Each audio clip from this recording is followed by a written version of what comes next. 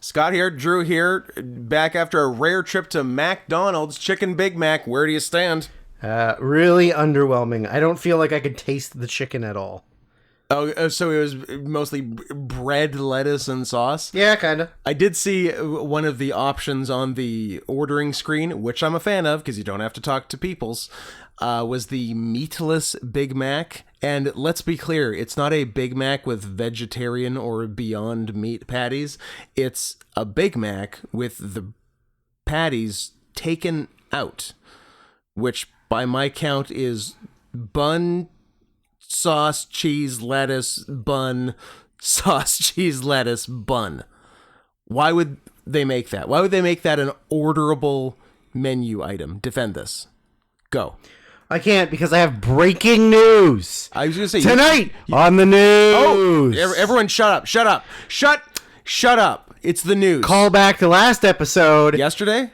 Fairleigh Dickinson's wild upset over number 1 Purdue. Oh, it's a sports podcast. Busts the final perfect bracket. It's the biggest upset in the history of the tournament. What? A 16 beat a number 1. And ruined everyone's bracket. Oh, shit. That's funny. And Fairleigh Dickinson was the... Did I want to make love to it? Did I want it to make love to me? Was I fairly neutral? Was I fairly neutral? It was the kind of muscular blue horse with the orange mane. Oh, he was bad. Yeah, it was okay. He had hooves? He had shoes. Oh, okay. That's why I didn't go very far. I was thinking of the Bronco. The Bronco had hooves. Yeah. But man, that's crazy. So biggest upset in the history of the tournament. There are 0 perfect brackets left. Nobody's gonna have perfect brackets. Past the first round, no less. Sad. Yeah. Sorry, guys. Sucks to suck, but good thing you put all your money on not Florida. Kennesaw State. Kennesaw State. Going all the way. Who are already out? No, they haven't played yet. Or they're playing right now, I guess. Okay. No, yeah, sorry. Yes, they are already out. Florida Atlantic is the one. The second owl. Yeah. Is humanity's last hope. Well, this has been a sports podcast. Unless they're playing now and lost. They're playing today, I think. So between podcasts, maybe. I would love up to the minute scores in the Florida Atlantic University first round NCAA tournament game. What do you have for me? Up to the minute. I don't want, Drew, let's be clear. I don't want 10 minutes ago's score. Okay. I want it right. I mean, I'll put the game on if you want. Don't put the game on. Oh. It is tomorrow. But will have happened by the time anyone hears this. Yes. Your prediction. Florida Atlantic, baby. Look at that owl. By how much? I'm going to say blowout. 68-64. What are these, girls' scores? That's what NCAA tournaments are. Are these? Fairleigh Dickinson beat Purdue 63-58. That's embarrassing. That's like a first quarter score. Kentucky beat Providence 61-53. What's going on in college basketball? What, they don't let them... it's shorter. They don't let them travel for 8 steps there either? That's true. Huh. Not a lot of traveling. Not a lot of dunking. Do the... for 3-pointers, do the white guys get an extra point? They do. Okay. Here you go. Kansas beat Howard 96-68. Now we're talking. Sorry, Howard. I feel like Howard might have had a good mascot. Howard was the... Howard, of course. The Bison. The Bison. You know what? I wasn't paying attention to before that it was Howard. Mm-hmm. Howard, of course, an HBCU, a historically black college and university. Yes. So, of course, they have a cool bison that fucks. Yeah. Right? They all fuck. Come on. I bet you'd be hard-pressed to find an HBCU that doesn't have a cool mascot that fucks. That's true. Yeah. What are the other big ones? BYU.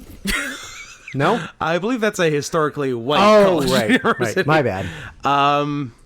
You're kind of putting me on the spot because the only one I really know is Howard. But I feel like Brown University. Is that a black one? Oh my God. That's really funny. HBCUs, Howard, Brown, of course. Is there a black university? Brown's mascot is Bruno the Bear. Okay. Does he smash? It's okay. Yeah. It's not spectacular. I feel like that seems to be what's going on with bears. Yeah. Is they're okay. Yeah. All predators. I like that you've evaded having to answer name another black college or university. I don't know. I just be guessing, like Southern Baptist Methodist University of Texas, Louisiana. What do you think about that one? Are you typing the whole thing in? Southern Methodist University, Dallas, Texas is what it gives me. Yeah, which I don't think is historically black. They also got a horse.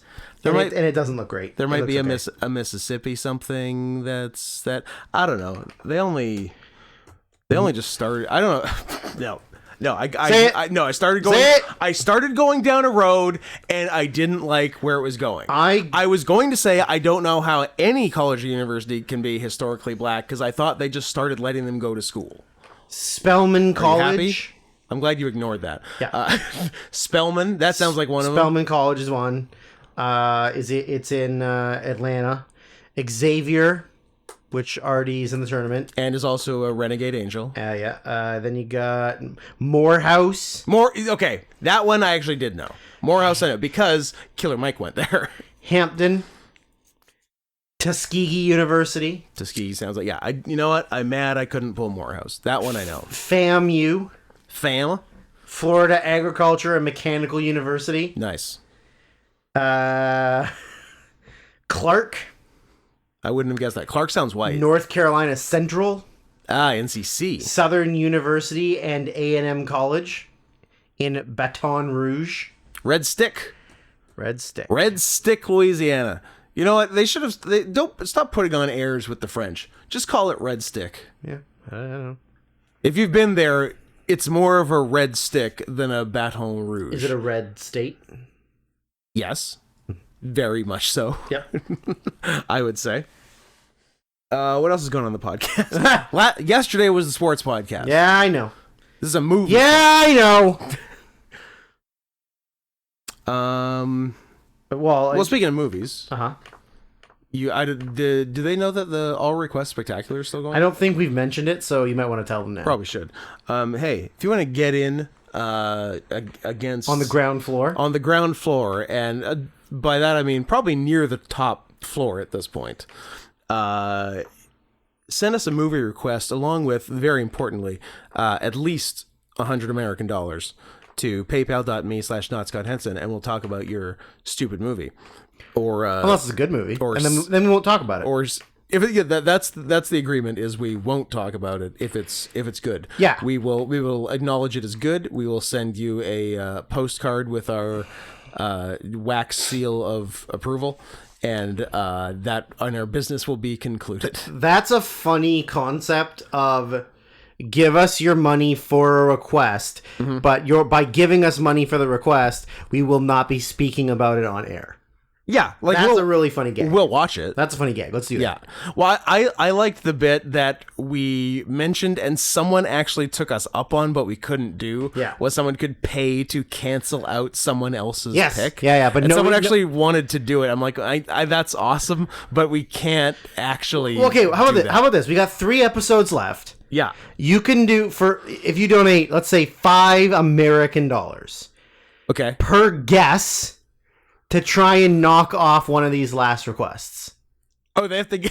Okay, that's good, but I'm almost certain we've mentioned stuff coming up. So keen listeners could really screw over some other people. I guess that's fair. Next time around, though, that's going to be a big thing. The cancels. I will say. Well, for every $5 you give us, we'll give you one random letter of a movie. And so if you pay a bunch of $5, you're going to get a bunch of letters for a bunch of random movies. That's true. And maybe you can fill it out, you know? Yeah. I will say if you send us $200 now to paypal.me/NotScottHenson, I will just cancel out someone's and send them $100. That's pretty funny. Right? I like that. Who gets hurt there? Nobody. I like that. And if they really want it, they can send another. They can repay. They can send the $100 back and make the request again. It. Yeah, I like that. Right? That's good. Yeah. Hey, listeners, do that. I like that. That way everybody wins. That way if someone really wants to cancel something, they can. Yeah. Nobody loses money. Yeah. And everybody wins. Everybody wins. It's fun. It's win-win-win. Yeah. So do that. That's the new doctrine. It's the Monroe Doctrine. Yeah. What was the Monroe Doctrine? I don't know. No Indians? Well, I mean, that might be the Scott Henson doctrine. I was the fifth president. Fourth? Washington, Adams, Jefferson, Madison, Monroe. I think he's the fifth. Yeah, I think so. Look it up. It opposed European colonialism in the Western Hemisphere. Oh, so it's just more independence Yeah. stuff. And it says here too, no Indians. I told you. Well, You thought I was crazy. no, I just wanted to make sure before I said it out loud. They were all about no Indians in the 1800s. They hated the Indians. And 1900s and 2000s. Monroe. This is the stupidest way to look this up. Monroe, which president? What, like, I really worry about myself sometimes, but in case you're wondering, James Monroe is the 5th U.S. president. We've done this on pod before. What, me do terrible Google searches? No, of you listing the presidents. Buchanan's in the mix. What do you think about him? I think what would he be? 13? Oh God, Scott, are we really doing this again? No. It's a slippery slope. Monroe is 5. I looked at sorry, that one we know. Which one did you say? I was blathering about Buchanan. Oh, Buchanan. Buchanan Feels like 13. I think he's one before he's Lincoln. 15. Who's after Lincoln? He's the one between Lincoln's 16. Oh, for some reason I was off autism. I was off an even number. I knew that Lincoln and Grant were consecutive even numbers, and I thought they were 14, 16 and not 16, 18. So if my brain had been working properly, I would have told you that Buchanan was in fact 15. How many years did Buchanan serve for? Was he a Democrat or a Republican? What year did he die? These are a lot of questions. Let's take them one at a time. He served for 27 years, longest running president of all time. Well, except for the current president. Except for Donald Trump, who served 2016 through forever. He Democrat or Republican? Trick question. Whig party. There is somebody who's a Whig. There's one Whig, I think. There's two. Ooh, 2, 3, 4. no, that's too many. You're lying. I'm telling you right now, there's 4 Whigs. Now you're showing off. There's 4 fucking Whigs. William Henry Harrison. John Tyler was a Whig, and then halfway through he decided he was unaffiliated. Oh. Take that, Zachary Whigs. Taylor Bryant was a Whig. That's And Millard Fillmore, which is maybe the worst name in the history of humanity. It's a pretty funny name and spawned a comic about a duck called Mallard Fillmore. Mallard Fillmore. What was it? Oh yeah, and he died in 2013. Did I get all the things about him right? You got all of them. So that's the movie podcast. I feel like we're low on energy for some reason. We'll come back. Sometimes you're hot out of the gate. Sometimes you got to ramp up to it. I guess. McDonald's might not have been the right choice. We're full of a lot of fat, sugar, and carbs. You're dicking around on your Korean Gamer Boy. It's not picking it up though. It's fine. It's not picking it up, but I bet it is picking it up a little bit because it's so loud to me. There's no way one of our mics isn't picking that up. Yeah, it's 100% picking it up. Well, because I'm being an asshole It's about the it. hardest you've ever typed. What? Any other? Nobody gets ads today. First of all, Good. ads are Good. Fuck them. Ads are done. Yeah, there's. Yeah, I mean, I'll mention go to manscaped.com and use promo code CATS20. Help us. We're dying. Help us. We're dying, and that's all they get, and that's all anyone gets. Yeah, I'm happy to just talk about the. You hear about this damned Oscars? I did. I heard about all of the. What about all the incidents? I heard about the one and only one slap joke they made. It was more than one. What did we do? 3.5 or 4.5 over under? I had originally said 6.5. Well, yeah, but I I think- thought they were going to go to town. I actually don't remember what we said. They still did. I think the total was. I think it was 3. No, Was it more than 3? There was more than 3. I'm surprised they didn't reenact it. I was honestly shocked. Like, very shocked. They didn't do like a stage joke slap. Yeah. Honestly, like I'm thrilled they didn't. Me too. But I can't believe they showed that amount of restraint. Yeah, That's yeah. shocking, actually. Yeah, me too. Especially considering how unfunny a lot of those people are. Yes.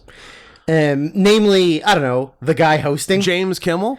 James Kimmel, Here's a sentence I never thought I would say during the Oscars or anywhere. the wrong Jimmy hosted. Bruh. No, No. But I did find myself saying, "Bring back Amy Schumer," which is you're not a big Wanda Sykes fan or Regina King, you got it Yeah. because there could have been the other one. Regina Hall. Yes, No. Yeah. yeah. Both voices of the boys on the Boondocks, Regina King, Yeah. which is the reboot on HBO Max is Canceled. Canceled. Cause too black. I think so. I think it's I think it's an HBTV, historically black television. The W and WNBA.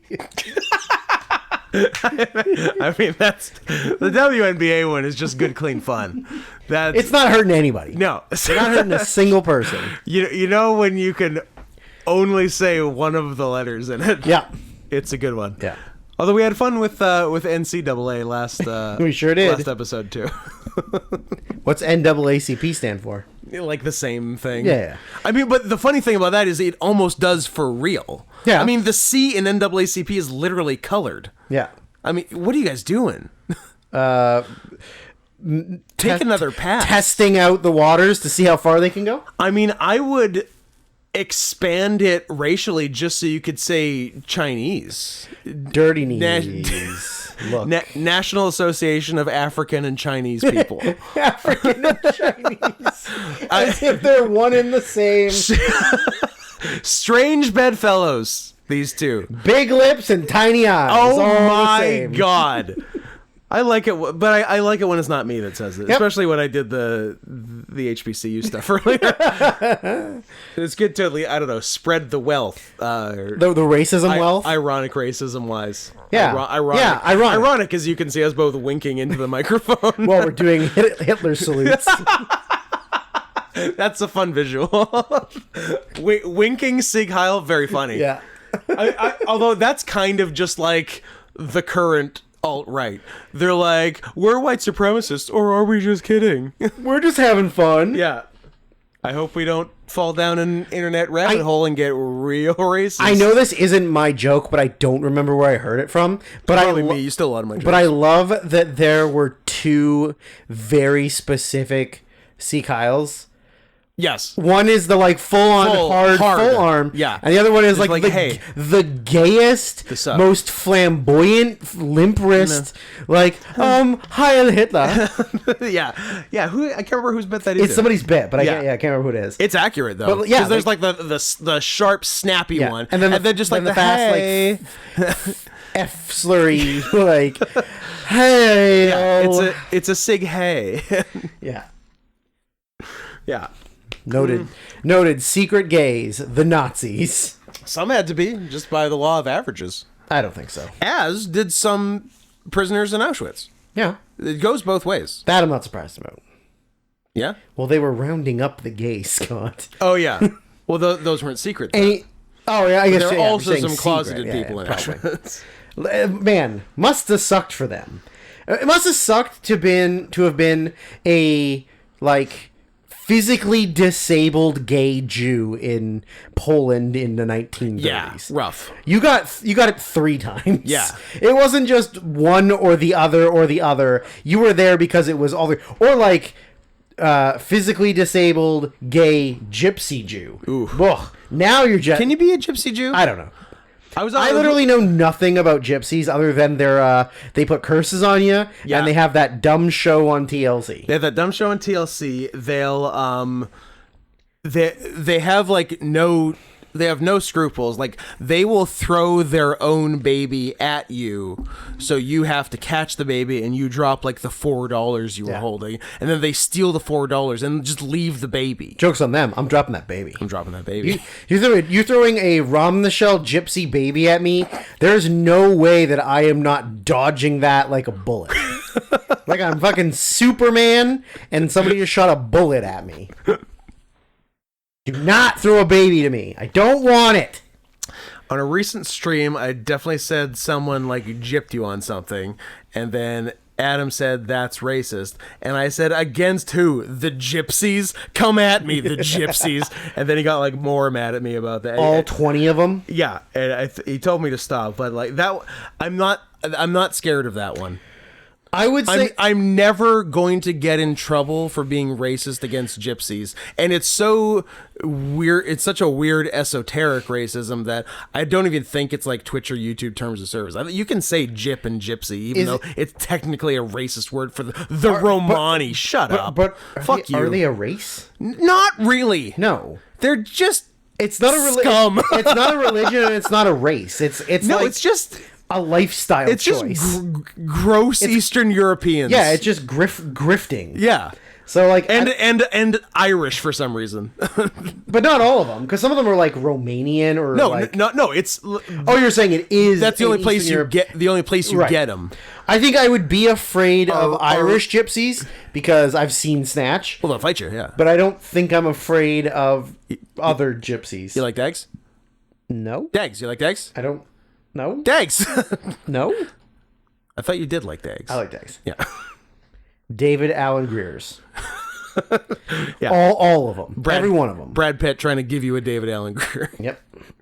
I watched Brad Pitt yesterday in a movie that was very long. Much like every other movie nominated for the Best Picture this year. 3 hours and 9 minutes of Babylon. Was it worth it? Not really. I guess this was an off-pod discussion. It was, I could see what Damien Chazelle, your favorite director, I believe, Sure.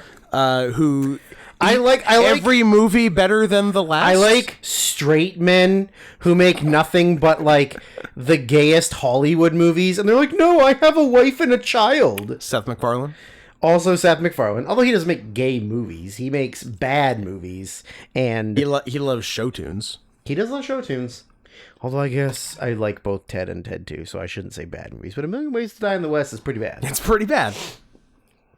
Yeah, so I see what Damien Chazelle was doing, especially with the end of Babylon. Like, he was treating it like his magnum opus. He's like, this is the greatest movie ever crafted. He was a real Mr. Magnum Opus.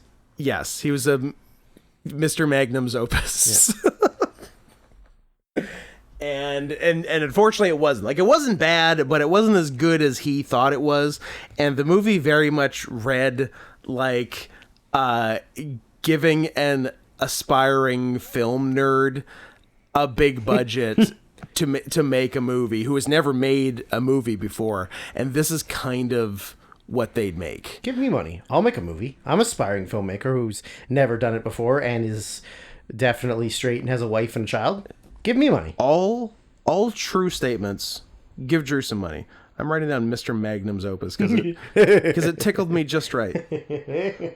A rare, non-racist joke that I enjoyed. He's a high school music teacher and his son is deaf. Is that the movie?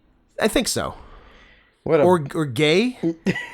He's gay or his son's gay? He's gay and his son's gay, and he's a high school music teacher and a composer, and he has been bullied by society into only writing straight music, and then he finally bucked the system and wrote a gay song for his son, and it was Your Song by Elton John. Ah, Yeah. man, there's a lot of people in this movie. Like actual. Well, there's actors. Mr. Holland. Mr. Holland. There's Mrs. Holland. Mrs. Holland. Mr. Netherlands. Mr. Netherlands. Yeah. Mr. Dutch. William H. Macy. Olympia Dukakis. Was she in Too Many Grandmas? She was. Noted tiny penis haver, Terrence Howard. I don't think you're doing him justice with tiny. Mr. Micro Penis. I have a tiny penis. Terrence Howard has almost no penis. Oh, it's directed by the same guy who directed The Chaperone. Nice. Nice. It's a 1.8 on Letterboxd. Well, good for The Chaperone. Is that the WWE movie that they... So Triple H pedigrees a kid on top of the bus. where they made you think that Triple H pedigree a kid on top of a bus and definitely doesn't? This guy's got a weird fucking filmography.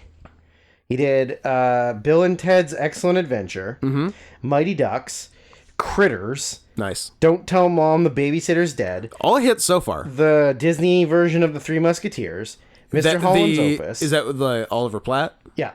Nice. Mr. Holland's Opus. Shout out Eve, your favorite movie. Rock Star, starring Marky Mark. Yep. Man of the House. Holy Man. Was Man of the House Jonathan Taylor Thomas? No, it's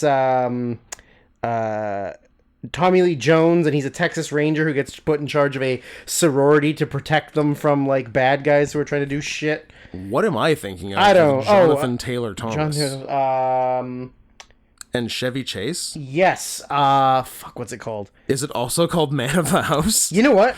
It might be called Man of the House. What is going on?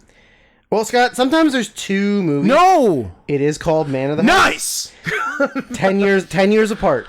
Nice. Feels good. Yep. Cool stuff. Cool. Do you know that his name, he just goes by Jonathan Taylor now? He's no longer Jonathan Taylor Thomas. You gotta assume he got raped somewhere along. Scott, he's a child actor in the 80s or the 90s. It's silly I There's no way that Charlie Sheen didn't fuck him. Yeah, I don't He's I don't just see passing down what he knows. I don't see young Simba getting out of this unscathed. I don't either. No. I don't either. I think it's cool that they did a quote unquote live action The Lion King, and they could have literally used almost every voice actor that was in the original. Yep. And the only one they did was James Earl Jones, who sounds like shit now. Yeah, because he's a fucking 90-year-old man. Yeah, I'm not blaming him. I'm just stating the facts. You're not wrong. I mean, Matthew Broderick's really fat now, so maybe he would have been fat too. But they could have done Rowan Atkinson. They could have done Matthew Broderick. They could have done Jim Cummings. Not that one, the other one. Winnie the Pooh, Jim Cummings. Yep. Whoopi. I'm Whoopsie. No, I think the only one you couldn't do was the original voice actor for Rafiki, because he died. Robert Guillaume. Yep. Boom. Could have done Jeremy Irons. Could have done James Earl Jones. Could have done Moira Kelly. Classic Nathan Moira Kelly. Lane. Cheech Marin. Yep. Oh, I think Cheech is I what did we learn something today? did not know that this guy, who I've seen, character actor from insert movie here, was the voice of Pumbaa. This guy. I think I kind of thought that Danny DeVito was Pumbaa, but now that I see that guy, I can picture the voice. Yeah, right? Yeah. I had no idea, even though I've probably looked at this like 100 times and then gone, oh, you know who he is? He's the guy riding the subway naked on Seinfeld. Nice. Yes. And then they go to Staten Island or something. Yeah. And that was goddamn Pumbaa. Could have had Jonathan Taylor, not Thomas. Could have had Frank Welker. Yeah, you could have got the whole fucking cast and crew. Yeah. But instead, you're like, hey, who's popular and bad at voice acting? I don't know. Seth Rogen, John Oliver, Beyonce. kind of Donald Glover. Yeah.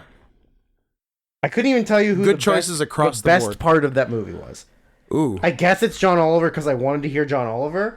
But Eric Andre, maybe, even though he wasn't really Eric Andre-like. Yeah. Billy Eichner, even though he was playing Timon Straight, which is bullshit. Well, yeah, what are you doing? Yeah, I don't know. Play it bros style. Yeah. Just have multiple gay threesomes on screen, and let's move on with our lives. I'd like to see a bunch of meerkats fuck. Yeah. Well, we can Google it later if you want. We can fur affinity it later. Have I seen a meerkat fursuit that wasn't just a Timon? No, doesn't fursuit? exist. Not really, Doesn't right? exist. They're a cute animal, though. You think They are. they'd be in the mix? It's just too Also, too specific. had anyone ever in the history of mankind heard of one until The Lion King? Maybe not. But then they did that Meerkat Manor show, but I get that was post Lion King. Yep. Yeah. I saw them at the San Also, they're Diego not Zoo, cats. but it was after Lion King. Yep. I feel like it was one of those things where nobody cared until Lion King, and then they were like, "We have to get meerkats now." Yeah, which fine if Lion King popularized it, but y'all have had 30 years to get a meerkat fursuit. Yep, correct. So, what's the holdup? I don't know. Too many spots. Not enough spots. That's the problem. One of the two. One of the two. You want to fix the Oscars? Yeah, I would love to, because I'm Chris Hansen. No, we're not doing that. We're gonna have an off-air talk about your Chris Hansen, your latest obsession.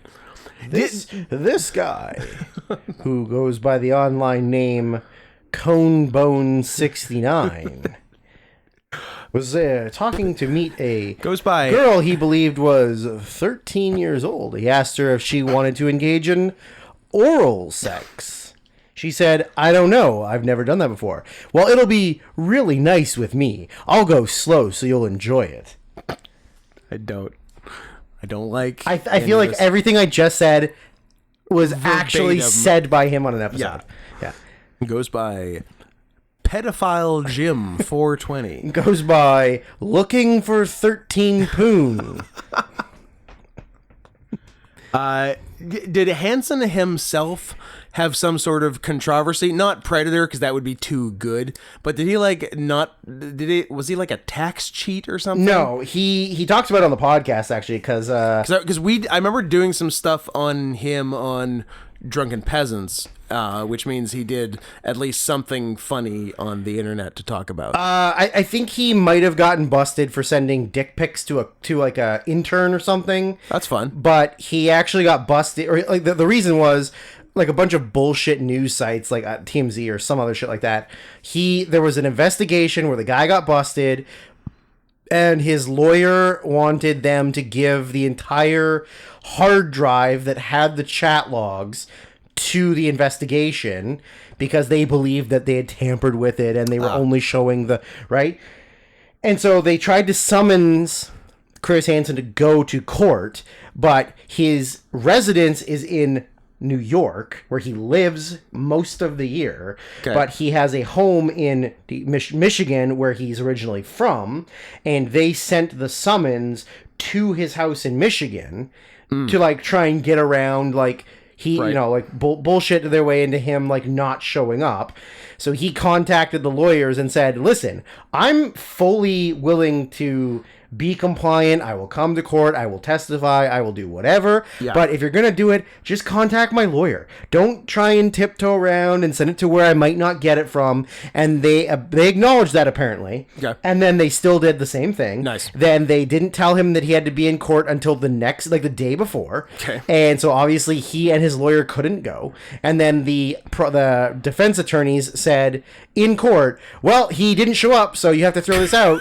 And that's literally what happened. Funny. Yeah, so. He also bounced $13,000 worth of checks.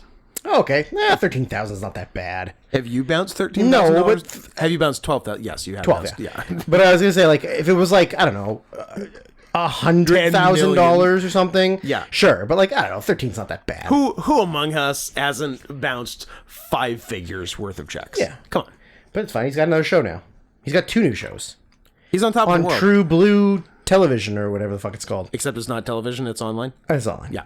Like it's a streaming service. Yeah. Anyways, Oscars. Let's talk. Oscars. You've heard us do these in the past, so We've in we're fact, not even going to go through the rules. We're just going to start talking. Oh, Drew, that seems No, they know what they're getting themselves into. overly bold. These greedy piggies are getting 2 good episodes that are not just one good episode, then us being tired and powerhousing through the second part of an episode. They're getting 2 real, actual episodes. 2 real So ass these episodes? greedy little pigs, they can know the subtext and the whatever word I'm trying to think You of. started so I was doing strong. I was doing so good. They can understand the rules of what we've done in the past. They've listened to every fucking episode. They know what's going on. But at the same time, let's explain it again. Sure. We have in fact we call it. We fixed every Oscars. Yeah, it's fixing. We I think the titles is usually rebooking because it's a wrestling term and we're professional wrestlers in one of us is. Looser senses of the term. The other one just shows up. And That's me. I don't try very hard. You've been trying hard. Unless lately. I wrestle little tiny boys I can throw around, or two of my actual friends. Yeah, friends and multicultural small people. Yes. Yeah. A small Chinese and Well, a small it was one of the. Oh my God! Yeah. Jackie and Sharif are the NAACP. We should tell them that. They're African and Chinese. African and Chinese. We did it. Big lips, little eyes. Okay, we're gonna tell them the NAACP part. Yeah. We're not going to tell them the second part. Okay. And you should stop saying the second part. Have I told you about growing... Wait, is that David E. Kelly series, Big Lips, Little Eyes, with Nicole Kidman? Nice. That was so good. I saved your ugliness. That should be the title of the episode. I can't. No one's going to know. No, you look, I don't think in this climate... No one's going to know that that's what we're referencing. It's not, but I don't think you can just, in any context, I don't think you can write big lips. Fine. Coward. As much as I'd love to. Look, I already have Mr. Magnum's Opus. We're golden on that front. As much as I like recent discoveries, I don't know how doable it is. Did I tell you that growing up, two of my friends referred to my other friend Darren P. Oh boy. As N-word lips our entire lives. Wow. Even though Darren is like he's half Greek, half Norwegian, and he looks very white, and he has regular sized lips. Oh. But my friends Jeff and Marcel for the longest time would just call him N-word lips. Was there a reason? Nope. Oh. They just thought he had big lips for a white guy, but he didn't. Oh. But they would just call him that. Some white guys have like full kissable lips, but if he just had regular lips, He I just don't regular really lips. get it. And they didn't say N-word lips. No. Said the word out loud in public. Yeah, I know. I didn't even need to ask. I'm like, oh, this was more than 5 years ago. They weren't saying N-word lips. Yeah. But to be fair, we met like maybe two black people our entire lives. So none of us were afraid. Would you say it now? No, I was gonna say. Would you say? Sure, I'll say it. Would you say that's too many? That's too many. Oh, I wrote down a question. I don't think it was in relation to anything. To anybody calling somebody else a racial slur? No, it's not. It's not racial. It is gender. So, is your question what is a woman? What is a woman? Anyone who identifies as a woman. Well, and what's that? But it's just what they identify as. So, if calling someone by their old name is dead naming them, is calling someone by their old gender dead gendering them? And follow up, if you had to choose, which gender should be dead? Yeah, I guess that's just something I thought was funny. Yeah, it's funny. Yeah, I'll keep it. I don't know what. Do you want an answer? Or? Sure.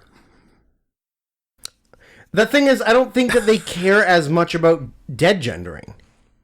I think they do a bit. Oh, yeah, but not as much as dead naming. I guess, but I think a trans woman doesn't like it when you call them I a man. guess it depends on how politically charged they are, right? I work with a couple people who identify as they, them, and if older people I work with that are not quite aware of current climates... who don't have Twitter. Misgender them, they don't usually get mad about it. Can you misgender a they them though? I feel like everyone's a winner with they them. But when you call when somebody is a they them, they don't want to be called she. That's too bad. They want to be called they them. You like me to ruin grammar for you? You'd like me to call you a singular them? Sure. No. I'm a them. You're a them? I'm a them titties in my mouth. Nice. I don't know. That's all I got. It's fine. Yeah. You did good. I did good. Yeah, I feel like unlike the non-binary gender fluid scale. You're allowed to call them anything. That I've just been calling them anything, and nobody seems to be mad. Who cares? Yeah. So the Oscars. So we've in fact, to some degree, more so with 2000 to present, or I guess that we did a decent amount 1990 to present, but we did in fact go back all the way to Oscars 1. To Oscars 1, which was at 20. Well, it's the 95th anniversary this year, Scott. So I take guess 23. I believe it's minus 95. I believe it's 1929. I know the math doesn't quite work, but I'm pretty sure it's 1929. And we fixed everyone, starting with the first one. Oh, you think Wings was the best movie of 1928? I'm more of a The Racket man myself. Look at you. Did Howard Hughes produce Wings? No. Or did he also produce Wings? He might have produced every movie nominated that year. He was busy. I feel like he produced every movie for 40 years. Kind of. He did that, and John Huston directed everything, or John Ford directed everything.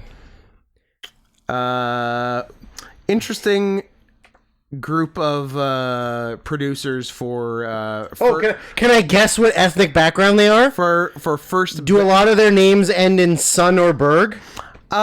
Only one. We have an Adolf Zukor, a Jesse Lasky, a B.P. Schulberg, and an Otto Herman Kahn. So, yes, you were right. Wait. Wings is a 1927 and 1929 American silent film. Shut up. Don't ask questions. I don't get it. I like that. Probably. I assume they didn't do they didn't know if. Sorry, they were gonna do the Oscars every year. Yeah, I'm sure they hadn't. So maybe they were just doing together. like. I don't know. Also too, like movies might have been filmed taken longer to film. Then I don't know. I don't know either. Anyways, so everything 2000 to present, I believe we have fixed or rebooked the. So we did some 90s stuff.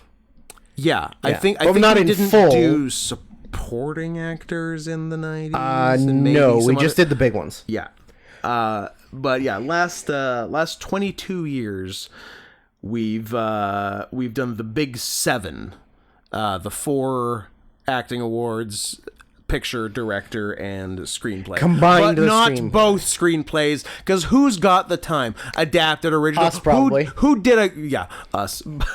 But who wrote good? That's the question. Yeah. I don't care where you got it from. Also, a bunch of the adapted ones this year were fucking stupid. Top Gun was bullshit. Top Gun Maverick adapted from The movie Top Gun. That's not an adapted Doesn't mean screenplay. adapted. It just means you took the characters that were in a Because he had movie. a guy who was in Yeah. both. You have to write a new script. You You didn't adapt it from Top Gun Maverick, the novel. Top Gun Maverick in paperback. Yeah, like, very stupid. I was going to say same thing with Avatar, but that would imply that Avatar got a screenplay nomination, which it very much didn't. No. I'm glad it got as little as it did. One interesting thing I thought from this year was John Williams was nominated for his score for The Fabelmans. Yep. Oldest nominee ever. Oh, really? Yep. And he has 53 career nominations. That's pretty good numbers. And probably a few wins. 1968 was his first one. Wow. He's won 1, 2, 3, 4, 5. 5. He's won 5. 5 of 53. That's not fantastic. And the last one he won was 1994 for Schindler's List. So he went... Motherfucker ain't won 1972, he won 19 for years. Best Scoring, Adaptation, and Original Song Score for Fiddler on the Roof.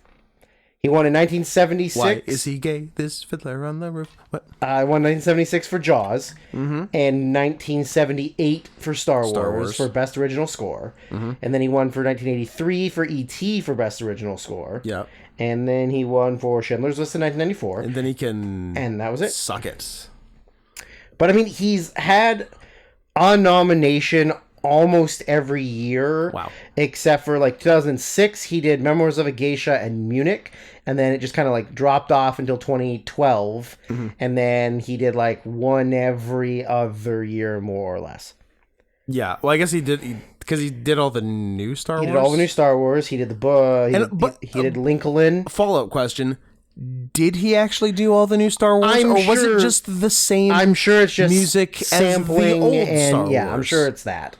I'm sure it's I don't think he's written Star Wars music since 1977. Probably not. Probably not. But he's done like a lot of big movies. He did Lincoln, Warhorse, Tintin, Munich, one of the Harry Potters, two of the Harry Potters. Ooh. Catch Me If You Can, The Patriot, Saving Private Ryan, Amistad, etc., JFK, etc. Home Alone. Home Alone. Oh yeah. I I don't know if I knew that, but if you think about it, yeah, I could see that score being good John music. Williams. Yeah, it is. Too bad he didn't win. Although the more they kept playing that theme song from All Quiet on the Western Front, the more I was like, oh, this is a banger. This is real fucking good. It's good, but it's not who I would have picked to win. Carter Burwell, because that's why I wanted to win. Yeah, I know. My boy Carter from Banshees. But we don't do that category. Even though if we did, it'd be Carter Burwell. Yeah. Now we're going to do live action short. No? The Dicks. The Dicks. 365 years of Dicks. 365 years. Of Dicks. I like that. It's about an immortal Gay man. gay man who's stuck in he can't die no matter what, and he gets cemented into a wall with only his asshole sticking out. And for 365 years, closeted gay married men have been coming and fucking him in the hole. That is a good live action short. I like it. Okay, I would watch that. Best original screenplay went to Everything Everywhere All at Once. And best adapted screenplay went to Women Talking. I kept Everything Everywhere All at Once. I kept Everything Everywhere All at Once. Yeah, I have just learned, breaking news, I have not awarded a winner to this category yet. I haven't written down I haven't officially made my selections, but I know what I'm saying. Fair enough. Because I'm not you. I'm not a coward. I see. So, for Best Original Screenplay, we also had The Banshees of Inisherin. I kept it. I kept it. The Fablemans. I didn't keep it. Nope. Tard. I kept it. Kept it. Triangle of Sadness. I kept it. Kept it. All were 4 for 4, Andrew. Then on Best Who's number 5? Adapted Screenplay, we did All Quiet on the Western Front. Didn't keep it. Didn't keep it. Glass Onion and Knives Out Mystery. Kept it. Oh. JK. That was one of the worst movies I saw. I was like, really? Remember, you asked me if you should watch it. I said, watch 15 minutes, figure out that Edward Norton's the bad guy, Spoiler. skip the rest of the movie. Done. No, but it's not even a spoiler. Scott, it is the most obvious thing. Even like the first movie was so obvious that Chris Evans was the bad guy. Like it's 30 minutes in, you're like, he's the fucking bad guy. Sure. This one is half that amount of time.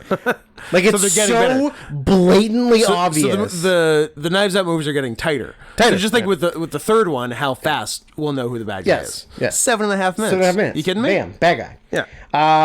Living. I kept it. Because it's Kurosawa. And I wanted Kurosawa to technically win an Oscar in 2023. Yeah, I did. I was very excited that there was a Kurosawa-related nomination this year. Yeah. Did I keep living? No. Like 30 years after he died. Top Gun Maverick. We obviously didn't keep it because we said it wasn't adapted from shit. Yes. And also, screenplay is not its strongest suit. So what did you add? After Sun. Okay.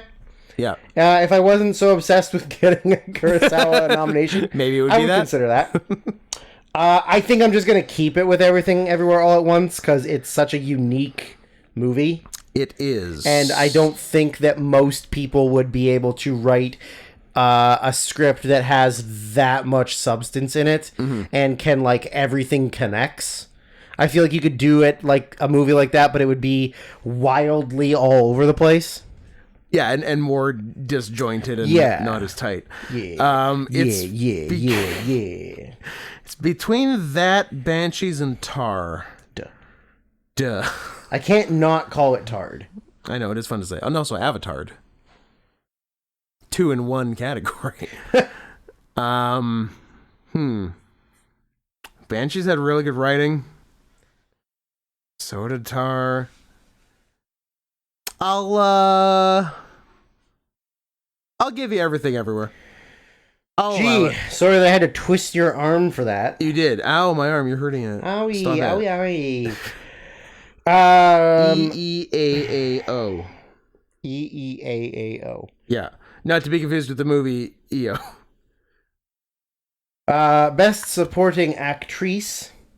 The winner, of course, was Jamie Lee Curtis for Everything Everywhere All at Once. I kept her. I didn't. Might not have. Okay. But I'm not sure. Good for you. Noted graceful, humble loser, Angela Bassett. So funny. Black Panther. Guys. You know, it's not the first time she's done it, right? Did you see the other time she lost? No, this is like her thing. Exact same thing. Exact same thing. Just awesome. Stern bitch face. Yeah. No emotion, no reaction. Yeah. And just sits there. Love it. Yeah. I love a mean bitch. Yeah. To be fair, I kind of thought she was gonna win. I think that's what I said. Well, I think that's what I said was going to happen, but not who I wanted to win. But I thought she was going to win. It's what you said. It's also the way things were going early in awards season. Yeah. And then as things progressed, everything just went Jamie Lee's way. Yeah, that's true. That's true. Although I wouldn't have been surprised if Stephanie Sue won as well. Yeah. Like instead of Jamie Lee. So you're keeping Angela Bassett? No. Okay. No, I didn't like her behavior at the Oscars. I mean, that doesn't sway me to not nominate her. I thought she was the best part of Black Panther. Most of these are based on people's behavior at the Oscars. Okay, that's right. And nothing to do with their acting performances. I kept Hong Chow for The Whale. I might keep Hong Chow for I kept Carrie Condon for Banshees. I kept Carrie Condon. And I kept Stephanie Sue for Everything. So I kept the same 5 people. Really going outside the box. I think it was the right 5 nominations. I'm gonna make an edit and act like I didn't edit it. One of my clever moves. So I kept 2 Chinese. One's not Chinese, but okay. They're all Chinese. Fine. You're Chinese. Stephanie Hsu. Yeah. Hong Che. They're both in. Carrie Condon in. Yeah. I went Frankie Corio from Aftersun. Okay. Because I thought she did a nice job. And I went Jessie Buckley, who I always enjoy, from my favorite horror movie of the year, Women Talking. I considered several of the ladies from this movie. Rooney was good. Rooney was really good, and I had a hard time not nominating her. I guess Rooney's the lead. I think they would probably all be supporting. It's such yeah, an I guess, yeah. I had it in my head for a minute before, like right when the nominees came out and I hadn't gone through stuff yet. I had it in my head that Frances McDormand got nominated, and then I watched the movie. I'm like, wait, she's not nominated because she's in the movie for 45 seconds. She's not a main. She does nothing. They just had her in so they could put her in the trailer. Yeah. And then you could be like, oh, it's Frances is in a movie where women are talking? This is going to be good. I do like that her name is Scarface. Scarface. Well, you're named what you look like, That's Scott. true.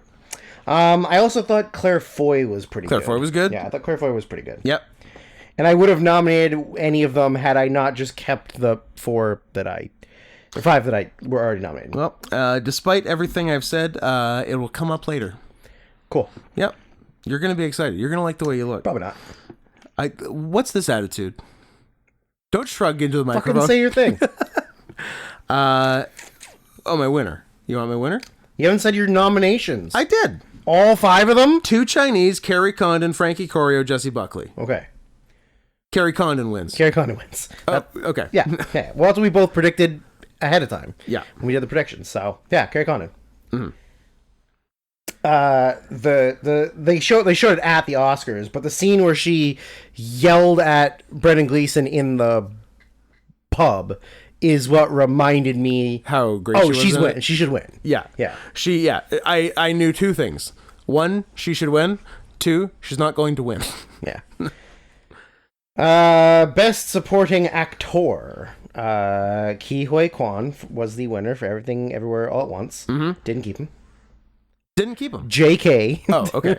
Yeah, I'm like, Captain. what are you even doing? You can't cry I'm that... pranking you! You can't cry that much at him winning and not keep it. I cried so much. Brendan Gleeson, my favorite actor for The Banshees of Inisherin. Didn't keep him.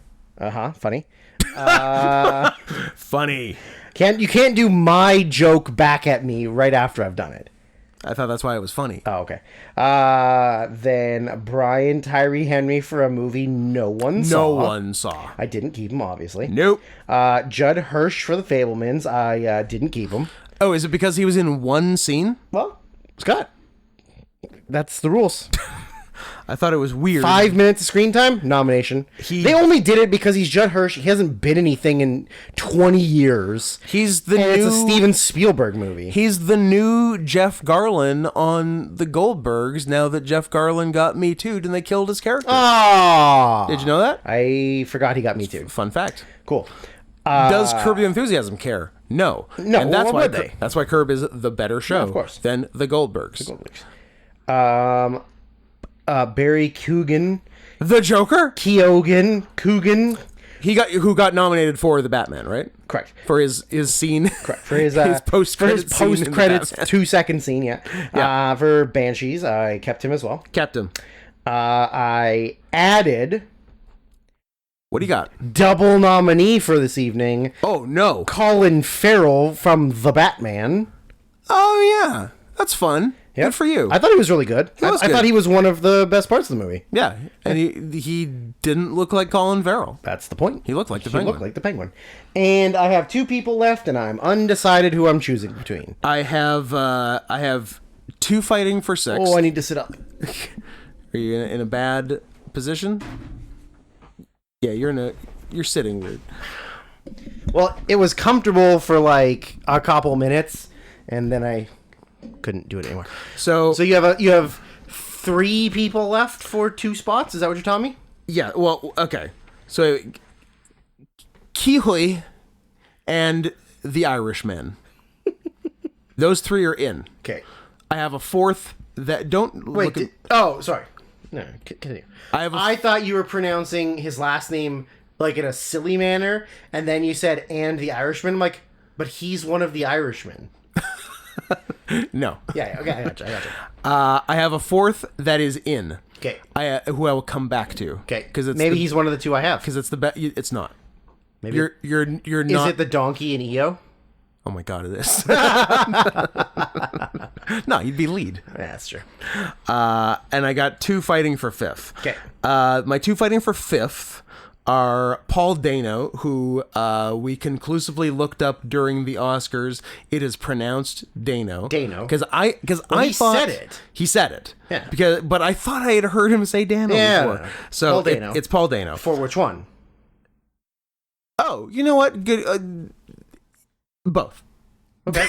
But I was thinking Fablemans. I totally forgot about the Batman. Yeah. No, he was. He's one of the ones on the bubble for me for the Batman. Yeah, he was a little silly in the Batman. But it's a fucking superhero movie. I guess it's a fucking superhero movie. I'll say Fablemans and Toby Jones for Empire of Light. Okay. I thought he was very good in it, and he had one real nice scene with Olivia Colman sitting on the steps outside the theater smoking, talking about like his personal life for the first time in the movie, and he had a couple of nice scenes with the black guy. Leslie Odom Jr., except for it's not, but I've been saying that the whole fucking time. Okay, Michael Ward is his name. What's more racist? Me calling him the black guy or you calling him the wrong name because you think he looks like someone? Michael Ward, but spelt the worst way possible. Oh. Micheal. No. Yeah. Hate it. The way everyone spells regular Michael wrong? Yeah. Is Ugh. the way he spells his name. Ugh. What a fucking loser. Hate it. I'm kind of leaning Toby Jones, actually. I'm gonna go. So he's my fifth, and I haven't said my fourth. What do you have going on in your I have life? one left, but I feel like it's not who I'm going to choose, and I just want to give it. I want to say it out loud, and then I want to remove it as my number 6. Because Fair. I thought it was, for a movie that had a lot of problems, I thought he was the best character in the movie. If you say Hangman from Top Gun Maverick, No. I'll fucking kill you. Because he was horrible. It's nothing to do. And it was not that actor's fault. The writing was horrible. It is for Hangman. nothing to do He was with- such a no. cartoon. No. He was. I don't know if they were doing a meta thing where he was literally like 80s. I think he was bad guy. Yeah, I think that was kind of what they were doing on purpose. Like that he was the intention. He was literally the Stan Darsh guy. Well, he was from he the was South he Park. was Val Kilmer from the first one. Yeah, That's what he was doing. but it was a lot. It was a lot. It was It's a lot in 2023. yeah, I know. But at least he didn't sexually assault a woman or something. Sure. Yeah. Next time. No, you're gonna probably make fun of me, and I don't care. I'm gonna say Tenoch Huerta Maia, who played One more time? Tenoch Yeah. Huerta Maia. Who did he play the Batman? He was Namor in Black Panther. Ah. I Now- thought his character development over the course of the movie was like the best character development that Marvel's done. Is he the bad guy in Black Panther? He's a bad guy. Now, are you just nominating him because we have a friend who plays that character in wrestling? No. Okay. Friend is a very loose term on that one, Scott. A guy. An old man who sometimes wrestles and cries a lot for a 40-year-old man. Old man crying, that old man crying. Greg from Tennessee, I believe is his name. Why is Greg Sage so gay? Guys, don't ever let Greg hear this. Jokes aside, he does MMA and could kill both of us. Kill both of us at once. He would be very upset about hearing us. No tell it. Guys, be cool. No one say anything. No telling. No one say tell anything. anyone the racist thing I said last podcast, and I guess this one too. Yeah. And nobody tell Greg. Yeah, All right? All right. correct. So that's all of yours. Yeah. I have one left. Okay. His name Is is Ben Wishaw. oh The okay. only man in Women Talking. Interesting. I And like that. he did better than the lot of them put together. Well, He was not wrong. His name was August, and he was beautiful. He was beautiful. And he was a beta cuck bitch. Whatever. But he did his best. He did. He did. He was the best of us. I also would have, had he had more time on screen. Judd Hirsch. No, he got nominated. I would have nominated Mark Strong for Tar, but he didn't. Yeah. He wasn't in it enough. Yeah. But I thought he was. He was good, fun. Yeah, he but was fun yeah, when he was there. just wasn't in it enough. Yeah. I mean, he did get his ass kicked, but whatever. He did get his ass kicked. And he By a woman. yeah. Well, he was a Jewish guy, right? Was he a Jew? I can't remember. Well, I shouldn't say that. Was he Jewish? Didn't he have a really Jewish name? I mean, I can look it up right this second. You should. His character name was Elliot Kaplan. Yeah. That's Oh, and he's a banker, so math. maybe I would checks out. yeah, maybe I was going. Well, it literally both. Yeah. So your winner is Mark Strong, is what you're saying? No.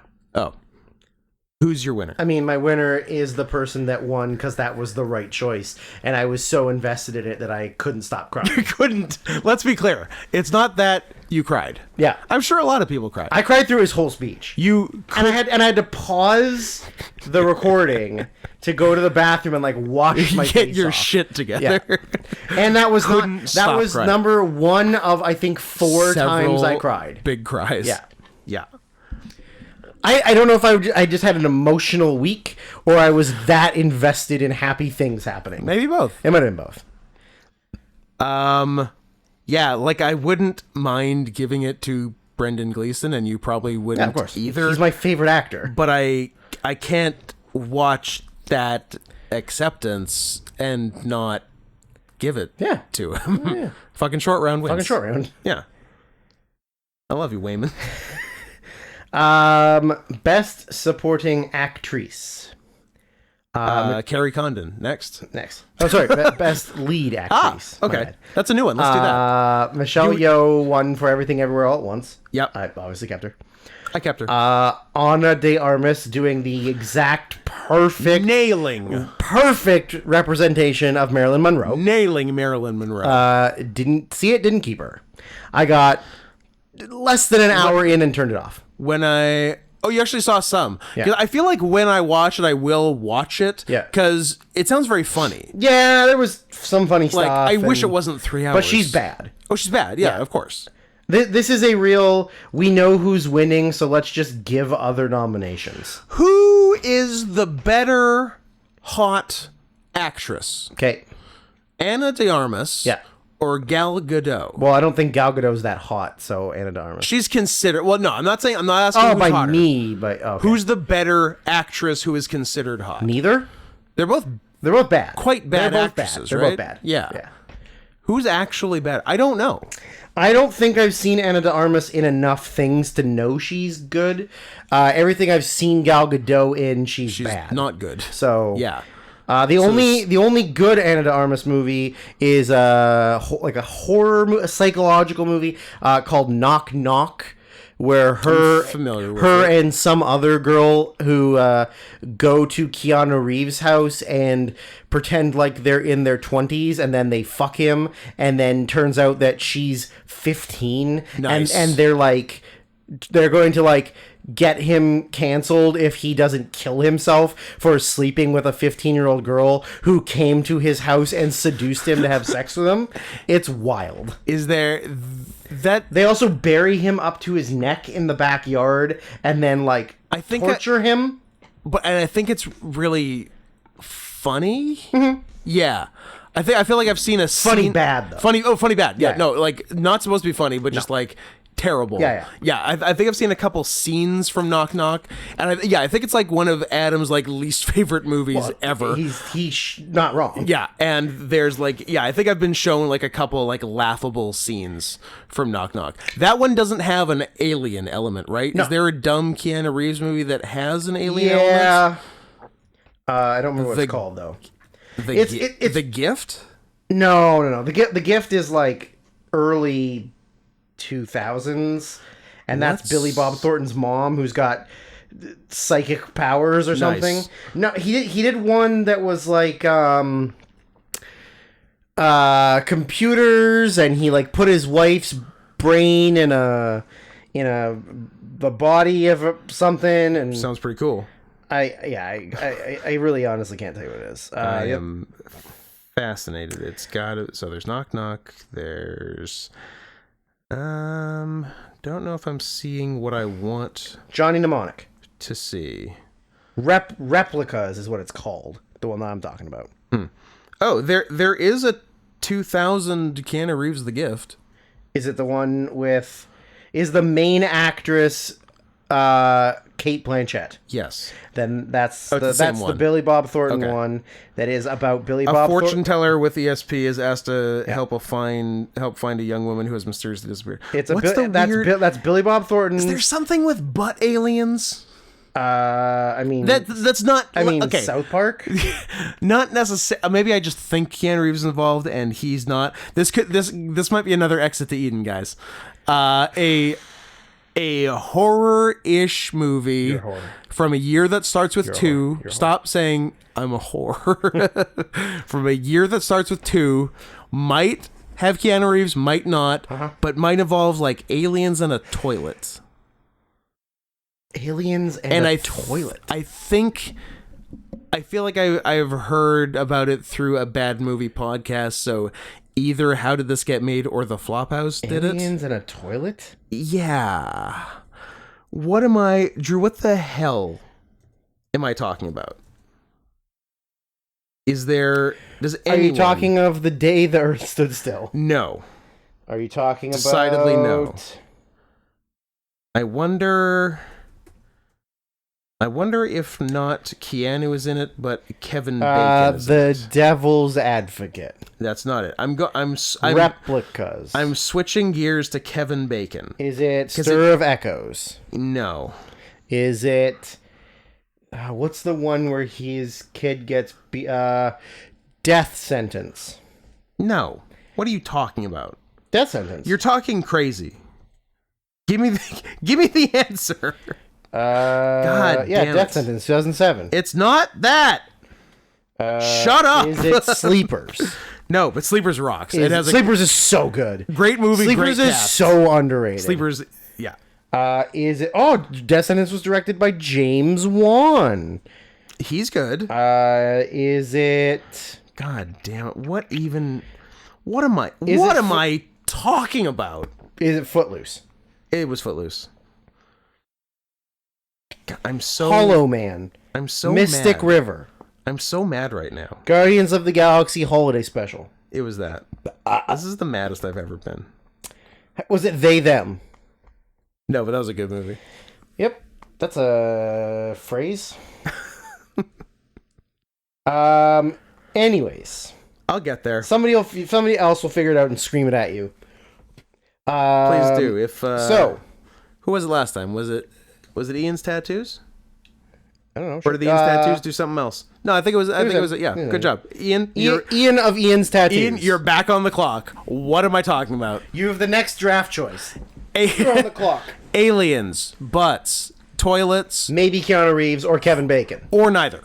Or just nobody in Scott's mentally ill. Yeah, movie year starts with a 2. Okay. I promise that. Okay. That's the best I can do. Kate Blanchett for Tard. Captor. Yes, Captor. Andrea Riseborough for a movie nobody saw. I watched it, And? and she did a good job, and I kept her. Okay. Yep. And Michelle Williams. Actually, and almost got Mark Maron a supporting nom Interesting. from me. Michelle Williams for The Fablemans. I don't have her, but also I still need a 5th person.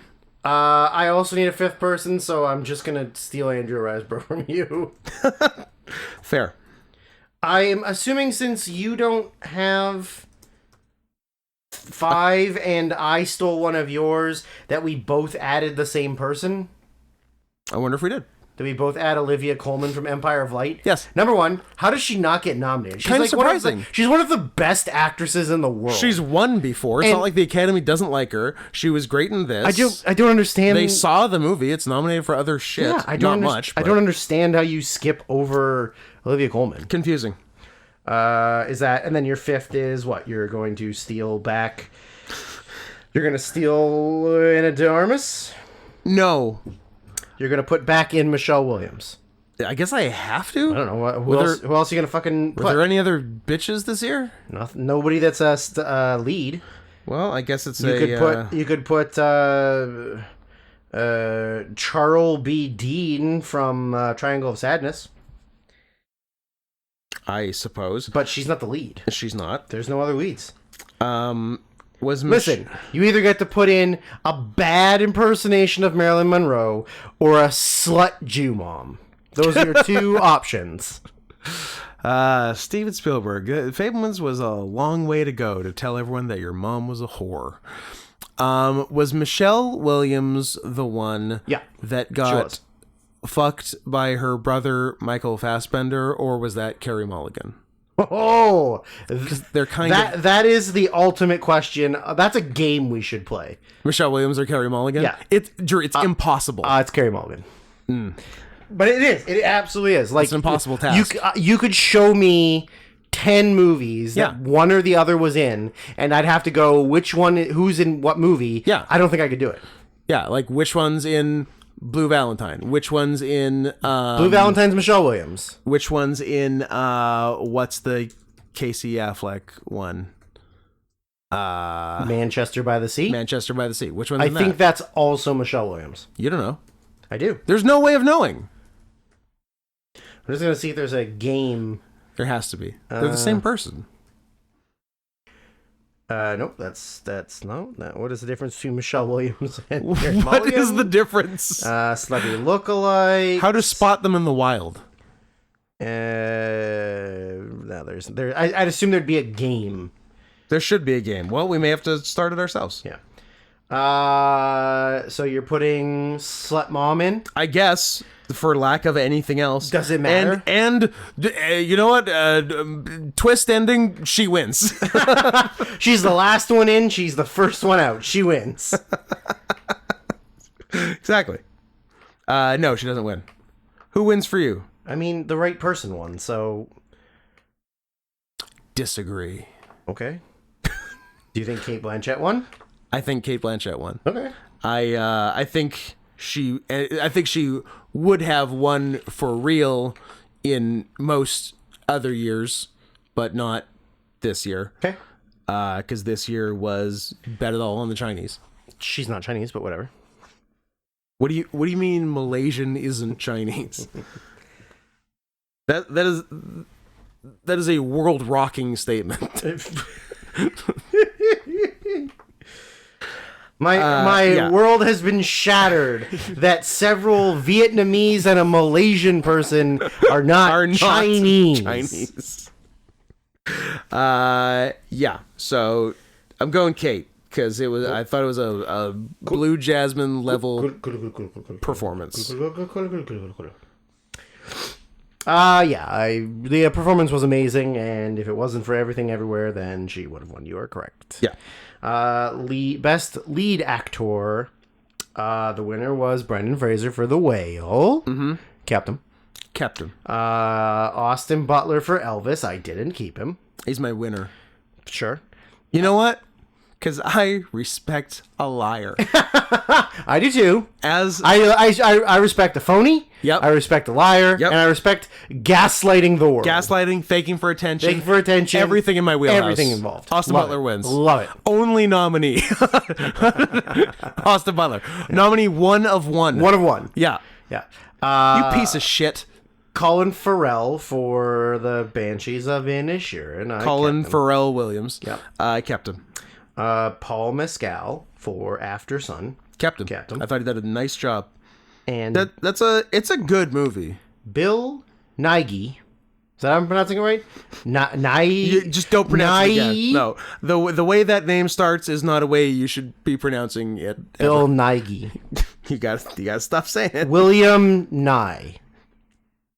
Sure. No? For Living. Mm-hmm. Is that his legal name? It is his legal name. He's tied on the bubble. He's tied for the last position. Okay. How many you kept? Colin Farrell, Paul Mescal, and Brendan Fraser. Yes. And so you have 2 as well, and I also have 2 as well left. Yes. I wonder if they're the same people. One of them, Tom Cruise for Top Gun Maverick. One of them is gay actor Tom Cruise for Top Gun Maverick, which, as I told you, after I saw Top Gun Maverick, I had a revelation during the movie. Oh, yeah. Tom Cruise is a good actor. Just that scene with Val Kilmer alone. Yeah. I was like, Tom is so fucking good. He's good. Why doesn't he act more? I wish he'd do more acting. I mean, I guess doing your own stunts at 50-something is acting, but like... Cool, but you don't have to just do Mission Impossible movies. I want talking acting. Yeah. Man, like, that was a real good scene. Yeah. And the fact that they didn't... He wasn't even nominated for a Golden Globe. Nothing. Granted, they don't nominate him because he's evil. Sure. But which I don't disagree with. He did kidnap Katie Holmes, so... Yeah. So he's in. So we both got 4 in. And I got Bill Nighy. And Felix Kammerer is my 5th. His first movie. He did great. He was great. Yeah. Really emotive, but not over the top emotive. And weird looking. He looks like a troll. He looks like a German troll. Yeah. He's my 5th. Period. I don't need no. Okay, fine. I'll take it. I don't need no Nighy the science guy. In my life. I'll take out the science guy. So we have the same 5. A full copy. Yep. Sure. Why not? Sure. Whatever. I don't care. So I know that you hate crying. Yeah.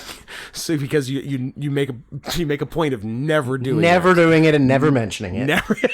never doing it, never talking about it. So you would have gotten rid of Brendan Fraser for sure. Yeah. Because that'd make you cry. Out. So probably, I don't know, like Tom Cruise. Tom Cruise wins.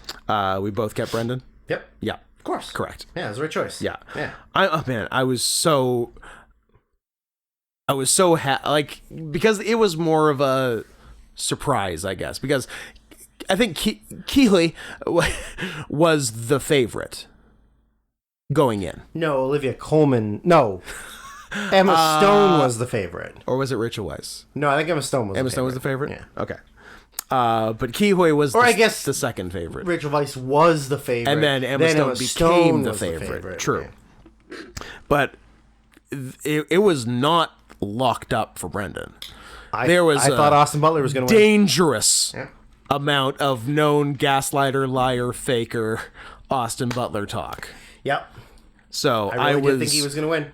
And also, it's always dicey because they don't often give Best Actor to a non-Best Picture movie nominee. Yeah. Last one was Jeff Bridges for Crazy Heart, which was well over a decade ago. Yep.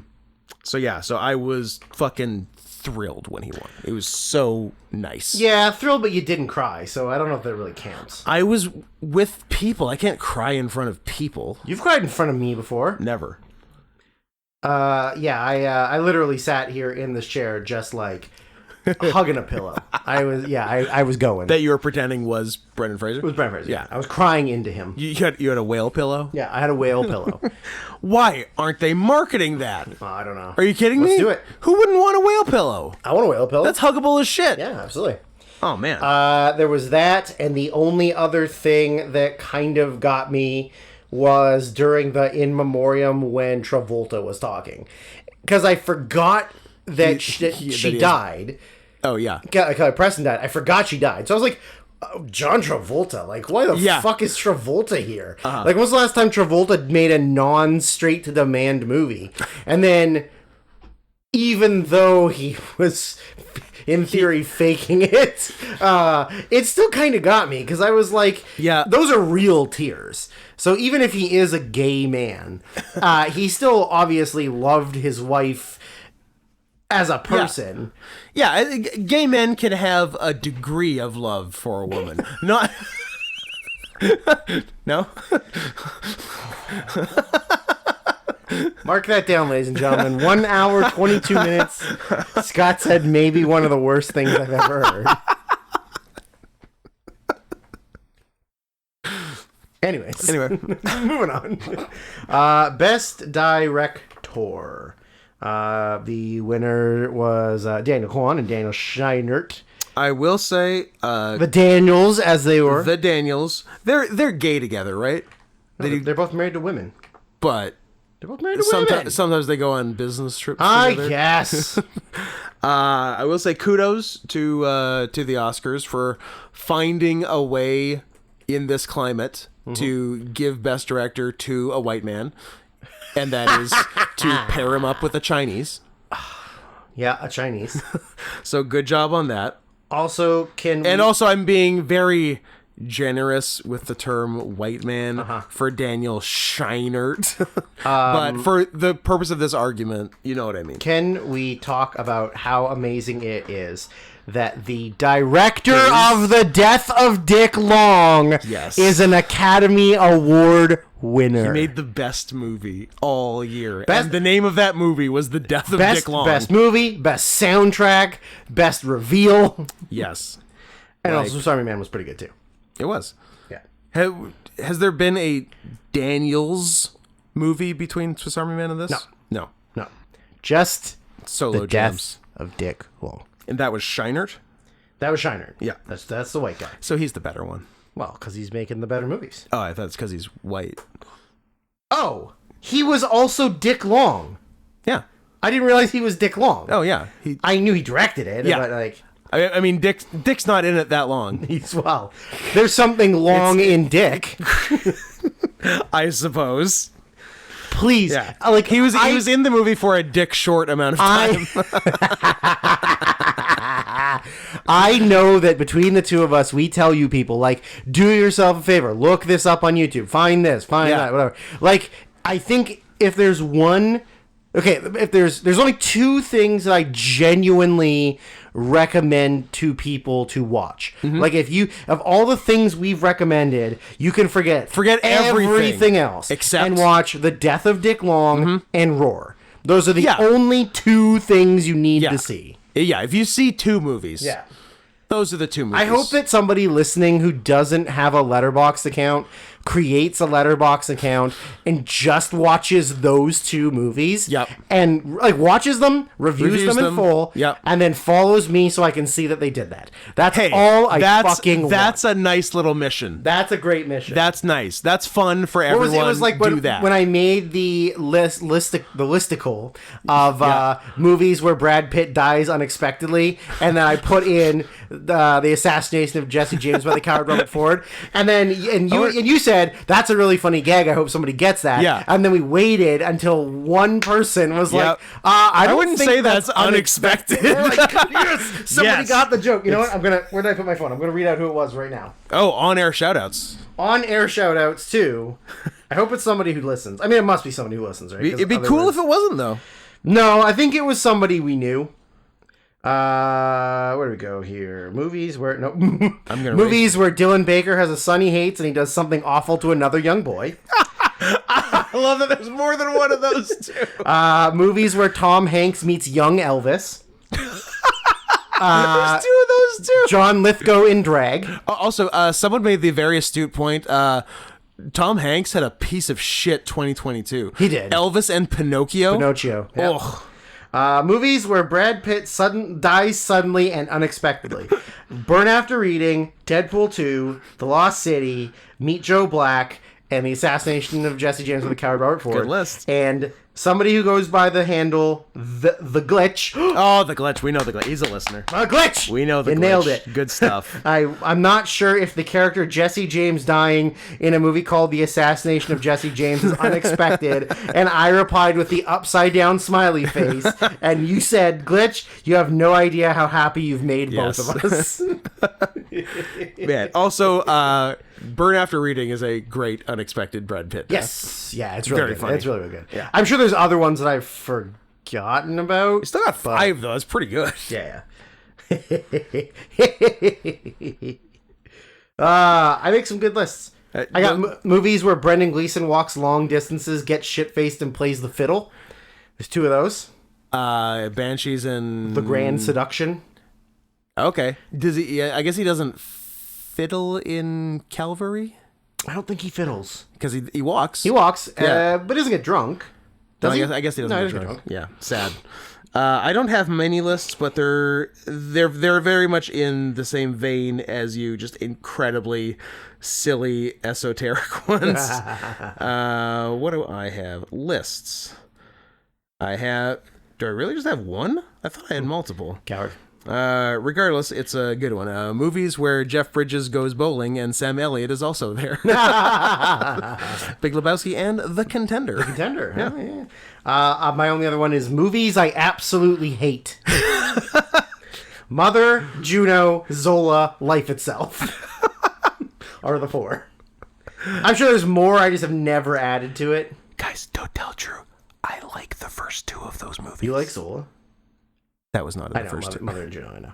I will never watch. Based on your reaction, I will never watch Zola. You shouldn't. It sounded like Zola ruined your life. Well, it was one of the only movies I've walked out of. Yeah. And noted this year's nomination for Best Documentary Feature, All That Remains, which we walked out of like 20 minutes in because nothing fucking happened. All That Breathes. All That Breathes. Sorry, All That Breathes.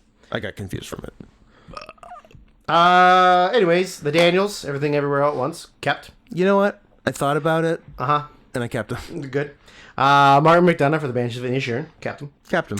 Senor Spielbergo for the Fabelmans. Get out of here. You know what, Steve? You're one of my favorite directors of all time. I couldn't keep you.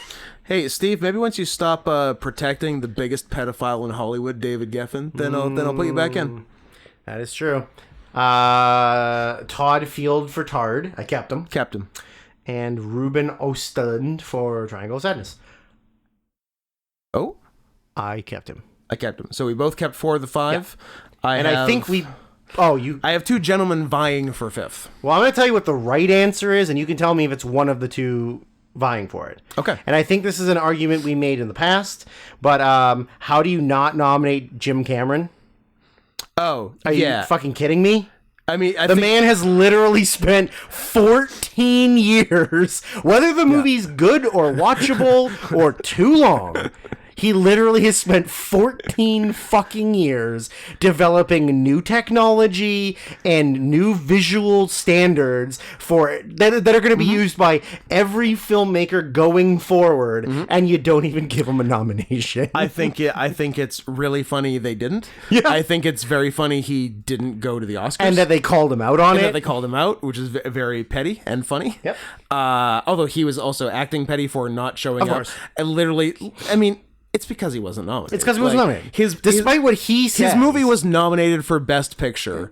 I don't think he had something better and visual effects. Yeah, I don't think he had something better to do that night. He could have gone, and he didn't. And it's funny, and I think if it's okay for the Academy not to nominate James Cameron for this, it's also okay for me not to nominate James Cameron for this. I did... That was one of the only Jimmy Kimmel jokes I liked, was where he said... Jim Cameron is the only guy in the history of cinema who's had 3 movies that have all made $2 billion. $2 billion. Yeah. That means Jim Cameron is worth $6 billion. Or I guess after all of his divorces, that means Jim Cameron has $2 billion. Yeah. Yeah, that might have been my credit where it's due joke. Okay. And then the Robert Blake one. But the Robert Blake one is also very funny. Oh, yeah, I think I would have said it, but I didn't have time to, because I was saying how in UBC I had a professor named Robert Blake the year after the Robert Blake murder. So he's like, "Hi, I'm the professor Robert Blake." No, not that one. Robert Blake. Yeah. What did he even do? Nothing that neither of us wouldn't have also done. So I'm not doing Jim's Cameron's. Okay. Jimmy John's Cameron. Jimmy John's Cameron's. The 2 gentlemen I have it between are director of one of your favorite movies, Mother, Darren Aronofsky for The Whale, and Alejandro Greg Iñárritu. Greg. No? Sure. Why not? What is it? Gonzalez? It is. Gustavo. For Bardo, False Chronicles of a Handful of Truths. Likes his long titles. He does. He's a real Fiona Apple. He is a Fiona Apple type. Well, you're not Fiona Apple, and if you ain't Fiona Apple, I don't give a rat's ass. I might give... Is cinematography the one thing that Bardo got nominated for? Because it's the one thing Bardo should have gotten nominated for. Yep. Cinematography is great. Yeah. The one thing it should have gotten nominated for, except for you're maybe nominating the director. That's why it's not slam dunk Iñárritu. Ah, gotcha. Apparently, a lot of people were outraged by Kimmel's joke about Blake because they thought that it was insensitive and lacked good taste. Shut up. Fuck you. Maybe I go Aaron. I mean, I liked The Whale overall better than Bardo. Yeah, you know what? I've talked myself into Aronofsky. But if we're doing cinematography, Bardo would actually win for me because Decision to Leave wasn't nominated for anything. So it wouldn't even be allowed to be a contender. I can never nominate Darren ever again. He's done too much harm to me. He hurt you with Mother? With And Mother, with Noah, Noah. he's lost all his credibility with me. Until he makes like 3 more good movies, I'm not giving him shit. He's got to get back up to 500. Yeah. Because right now, He's well below, because I also don't think that Pi is very good. I think Pi's boring as shit. In my head, Pi is good, but that's another one I haven't seen in a while. Yeah, I think it's boring as shit. And But also in my head, The Fountain is good, and everyone tells me I'm wrong about that. I haven't seen it in a long time. Yeah. I apparently gave it 3 out of 5 on Letterboxd. But What's that, about a 6 out of 10? it's about a 6 out of 10. But that was what year did it come out? Like 2006? Yes. So I probably saw it in 2007. I think I also saw it saw it on a plane in 2007. Do I own it? It's funny that 3 out of 5 sounds fine, 6 out of 10 sounds fine, 12 out of 20 sounds like shit. Yeah. Yeah, it Right? does. It does, because it's barely half. Barely half. Barely But more than half. Yeah, and they're all barely more than half, but it's because it's more numbers between Yeah, because 12 and the 20. gap is bigger. Yeah. Yeah. I'm giving this my lowest score ever, a 12 out of 20. 1, 2, 3, 4. 4 are good. 3 are bad, and 1 is either good or bad. So he might be at 500 now. So if The Fountain is in fact good, then he's above 500. then he's at 5. But I couldn't tell you if it's good. Yeah, there's no way of knowing. It's a Carey Mulligan, Michelle Williams conundrum. Yep. No one can ever. It's Schrodinger's The Fountain. It is both bad and good at the same time, and you can never actually know, because you can never pinpoint its point in space and its velocity. Okay. That's some sciencey thing. That's one of the many things I know a little bit about. But if you ask me to go into detail, I can't. Reasonable. Do we know that they're making a Twister sequel? Nice with Bill Paxton. With Bill Paxton. Sick. Dug up his corpse and they put him in the movie. And they killed Helen Hunt. They killed Ellen Hunt because she's ugly. That's not kind. She got saggy tits. Okay, so I have my 5. You put Darren Aronofsky, and so you have your 5. Yes. The Daniels, McDonough, Field, Osterland, and I put Jim Cameron, and you put Darren Aronofsky. You got it. Cool. Who are you picking? Daniels. I'm gonna make my first switch. Oh. So far I've given. Oh no, I guess supporting actress. I'm gonna give it to Martin McDonough. Okay. I think Well, I think I can't say anything. 2 things. I'll say something later. Don't. fuck me off. I understand. You I know know, where say- you're going. you know. because you like to do that thing. No. That's like your No, go-to. No. I would never. You love doing that. No. It's literally your favorite Stop it. thing. I like it a little bit. It's fun. One, it is not always easy to film a movie in With a like camera. full broad daylight Yes. and make things look good. True. And 2 is, I think there was a lot of just conversation in a beautiful backdrop that was so subtle in the comedy, but it was so funny, and that's really hard to do. Oh yeah. This year was wild for prestige movies that are also The Prestige? incredibly funny. Like, the 2 movies I laughed the most at this year were Banshees and Triangle of Sadness. Yep. And they're both Best Picture And nominees. Jackass 4. And Jackass 4. Yeah. Like, rarely are the funniest movies of the year Best Picture Best Picture nominees. noms. I'm fine if that trend continues. I'm a fan of technically comedies getting Technically comedies. getting Technically a wrestler. Daniel McCabe, technically a wrestler.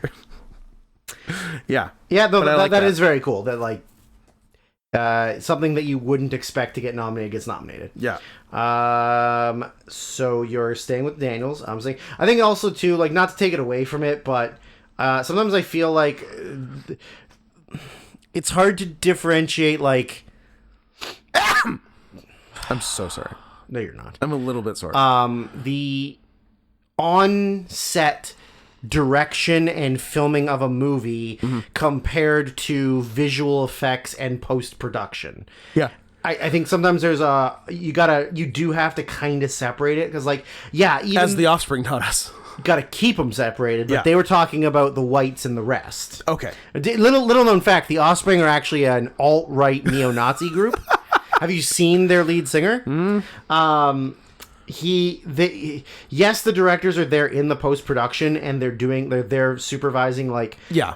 everything, but for me, like when I look at directing, I think of like the on-set working with the actors making the movie, Yeah. choosing the shots, choosing the like camera movement, the motion, like what you're visually seeing, to me is more directing than like, Yeah. okay, and then we're gonna insert VFX shot Yeah, here, no, I agree. right? And I just think that Banshees was so well shot for like the setting, the lighting, the subject matter and stuff like that. Yeah.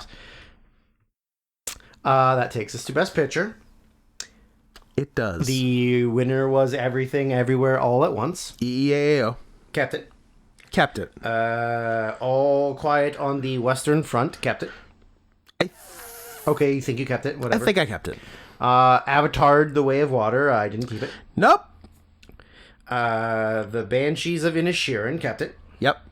Elvis. Didn't keep it. Oh. The Fablemans. Didn't keep it. Nope. Tard. Kept it. Yep. Top Gun Maverick. Kept it. I don't think I did, but we'll see. Okay. Triangle of Sadness. Kept it. Yep.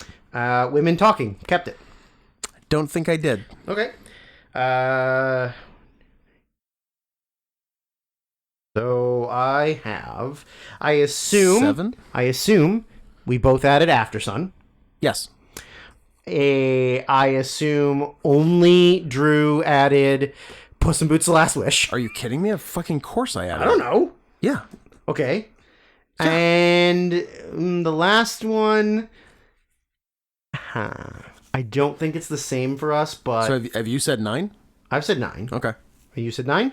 I don't think so. Maybe I have. Oh, because you are undecided about Top Gun and All Quiet on the Western Front. Yeah. I guess I could have chosen something else, and maybe I'm not paying enough attention and not looking at the other things. I think you're, unless you feel differently about it than me, I think you're missing a good one depending on what your last one is. Is it Marcel the Shell with Shoes on? It's not. What about the whale? Nah, You are. I am missing one. Yeah. You know what? I'm gonna keep it out. It doesn't deserve it. It wasn't a good movie. You didn't cry when the guy won? Nope. And you didn't not cry. even a little bit. And you didn't cry at the movie? I didn't cry at the movie. Oh. I okay. specifically remember not crying at the movie and then thinking I should have cried. Should have cried. What am I doing? But Scott, obesity and homosexuality are not a fetish, and they shouldn't be overjoyed about the fact that an actor can put on a fat suit, be gay, and star in a movie. Yeah, it should have been. I'm not a fetish. It should have been played by An obese gay by man? a fat as shit gay dude. Bruce Valanche. Bruce Valanche. What? You? Me. Wait. Who's that? Who's that? Guy Branum? I don't know. Look him up. I think that's a big fat gay. He's a. Oh, he was the one that came out and was like mad about it when. The Oh, was movie- he? Yeah. Oh, I didn't know that, but that's very funny. I thought he'd be cooler than that. Guy Branum gave the whale the. Oh, that's not even a thing. Where's the thing? Where's the thing? I think he literally was like, "I'm not a fetish." Was I think his big. That's a bitch move, guy. Burroughs actor Guy Branum blasts the whale and Brendan Fraser's casting. Says that he has a real problem with Darren Aronofsky casting a straight actor who is not very fat in the lead role of the whale. Number one, Brendan Fraser is kind of fat. Kind of fat. But also, so did you? Because like the character in the movie is 600 pounds. Yeah. Do you have to cast a 600-pound person? Yes. That is limiting high-end actor-wise. That is literally the way that these libtards are going. Yeah. That like I don't think a lot of these like woke people realize that acting is playing a character That's not you? That's not you. Oh, interesting. Instead, they're saying you can only play a character that is you. Which is the opposite of acting. Should they have cast the mom from Gilbert Grape? Yes. Or There's not a chance she's alive, right? or she's not. Or the one from Polyester. No, Polyester? Yeah, Polyester. The one that was in the motorhome, remember? Yeah. No, Polyester? Pink Flamingo. Pink Flamingo. Pink Flamingos. Pink Flamingo, sorry. Yeah. The mom, Darlene Cates, the mom from Gilbert Grape, is dead. Died later than you'd think, Oh. because you'd assume like the week after they, the week after they wrapped on Gilbert Grape, 2013. 2017, Wow. at age 69, up top. Nice. Nice. Just like that fucking bison. That Bison Flux. Okay, well, I guess I'm going to have to cut my last one because I forgot about the whale. So I'm going to cut the Batman. The whale's better than the Batman. Yeah. And I put the Batman in there because I like Batman, but That's fair. Yeah. So It was a pretty good Batman. How many do you have? Like 14, 15? No. 12. Oh, God. Okay. Everything Everywhere in. Yeah. Banshees in. Yeah. Triangle of Sadness. Tar. Puss in Boots. After Sun. Whale. Guillermo's Pinocchio. I honestly did not think it was that good. The animation is great. The animation was great. I will say what might be keeping it out is the songs. They were terrible. The songs are bad. Horrible. Yeah. Yeah. Yeah, so that hurt it. Oh, actually, I was like, a couple things keep. You know what, Pinocchio? I think you're gonna be out. I think you just made room for Top Gun. I know what you're going to say. Yeah, a conspicuous by its absence scene. Yeah. Oh, I don't know. And also, I thought The only reason why anyone likes Pinocchio watch movies. the only reason anyone who travels in the same circles as us likes Pinocchio. And I thought they were okay, because I had heard nothing about any donkey TF scene in this Pinocchio, so I was Or Donkey Dick in this movie. or Donkey Dick in this movie. So I didn't have my hopes up because I feel like I would have heard something in the Probably. few months it's been out. Probably. But because they set up Ron Perlman's kid Candlewick and his donkey More like Candle Dick. got him. Yeah, and in the the good Pinocchios where someone turns into a donkey, his donkey TF buddy is Lampwick. So I'm like, okay, that's a close enough name. Obviously and I thought when they were doing War Games that they were both going to run away from War Games, end up on Pleasure Island, fucking donkey time. Maybe they can't do islands and pleasure in the same. Can't do Islands, Pleasure, and Boys? Nope, maybe not. What could possibly go wrong? Nothing. They could turn into donkeys. Good point. Yeah. It's win-win all Would around. you rather get turned into a donkey, or would you rather get sexually assaulted by one of Hollywood's elite? Could I have both in that order? Put your hands together. Now we're talking. I would like to turn into a donkey and then, get and then get fucked by Redacted. David Geffen. David Geffen. Boats, boys. No. Brian Singer. Brian Singer. I've talked myself out of Pinocchio. Good. Which makes room sucked. for Disney's 2022 Pinocchio. Okay, so that's out. It looked really good, though. It was great animation. I mean, yeah, the things can look good. And, doesn't mean they're good. fair. I mean, I like Guillermo. Yeah, but it doesn't mean it's good, Scott. I like Guillermo has become one of his own puppets, which I like. And there was some emotion to it that got to me. They sort of did a. I don't know if it was if I had just watched this on its own in a vacuum, if it would have got to me as much as it did, but they pretty much did the same ending as 6 Feet Under, which is basically, it's not really a spoiler, basically shows you how everyone in the movie died. Yeah. In the future. Yeah. And maybe it just reminded me of 6 Feet Under, because they do it in 6 Feet Under with a large cast of characters while Breathe by Sia is playing. And if you want me to cry for a long Drew-esque amount of time, show me the end of 6 Feet Under, because holy shit, that guy wrecks me. And Pinocchio sort of did the same thing. Good news, I got it loaded up for you. No. Not, I don't know, out of context, not as much. I probably will still cry. So Pinocchio's out. So I have Banshees, Everything, Triangle, Tar, Puss, After Sun, Whale is 7. I'm putting All Quiet in as 8. And Drew's doing the thing where he is asleep. And then I've got, I guess, 3 for the 9 and 10 spots. Top Gun, Bardo, and I think I can talk myself out of this one easily enough too, so I think I have the 10. I wanted to give some kind of recognition to EO because it's good and then the ending's not. But it's like it's a real Florida project of a movie in that I really enjoyed 95% of it. And they kind of lose me on the ending. And the ending is not and apparently, and as per the text on the screen after the ending of EO, that was the whole point of it, and I didn't want that to be the whole point of it. So I guess I talked myself out of EO. So Top Gun and Bardo are my last 2, which let me make stop fucking your own hand.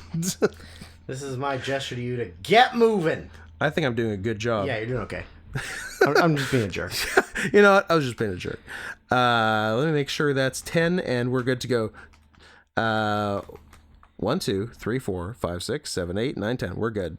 I'm set. Okay, cool. Winner, Top Gun. The last one that made it in. Again, it's a real last in, first out. Yeah.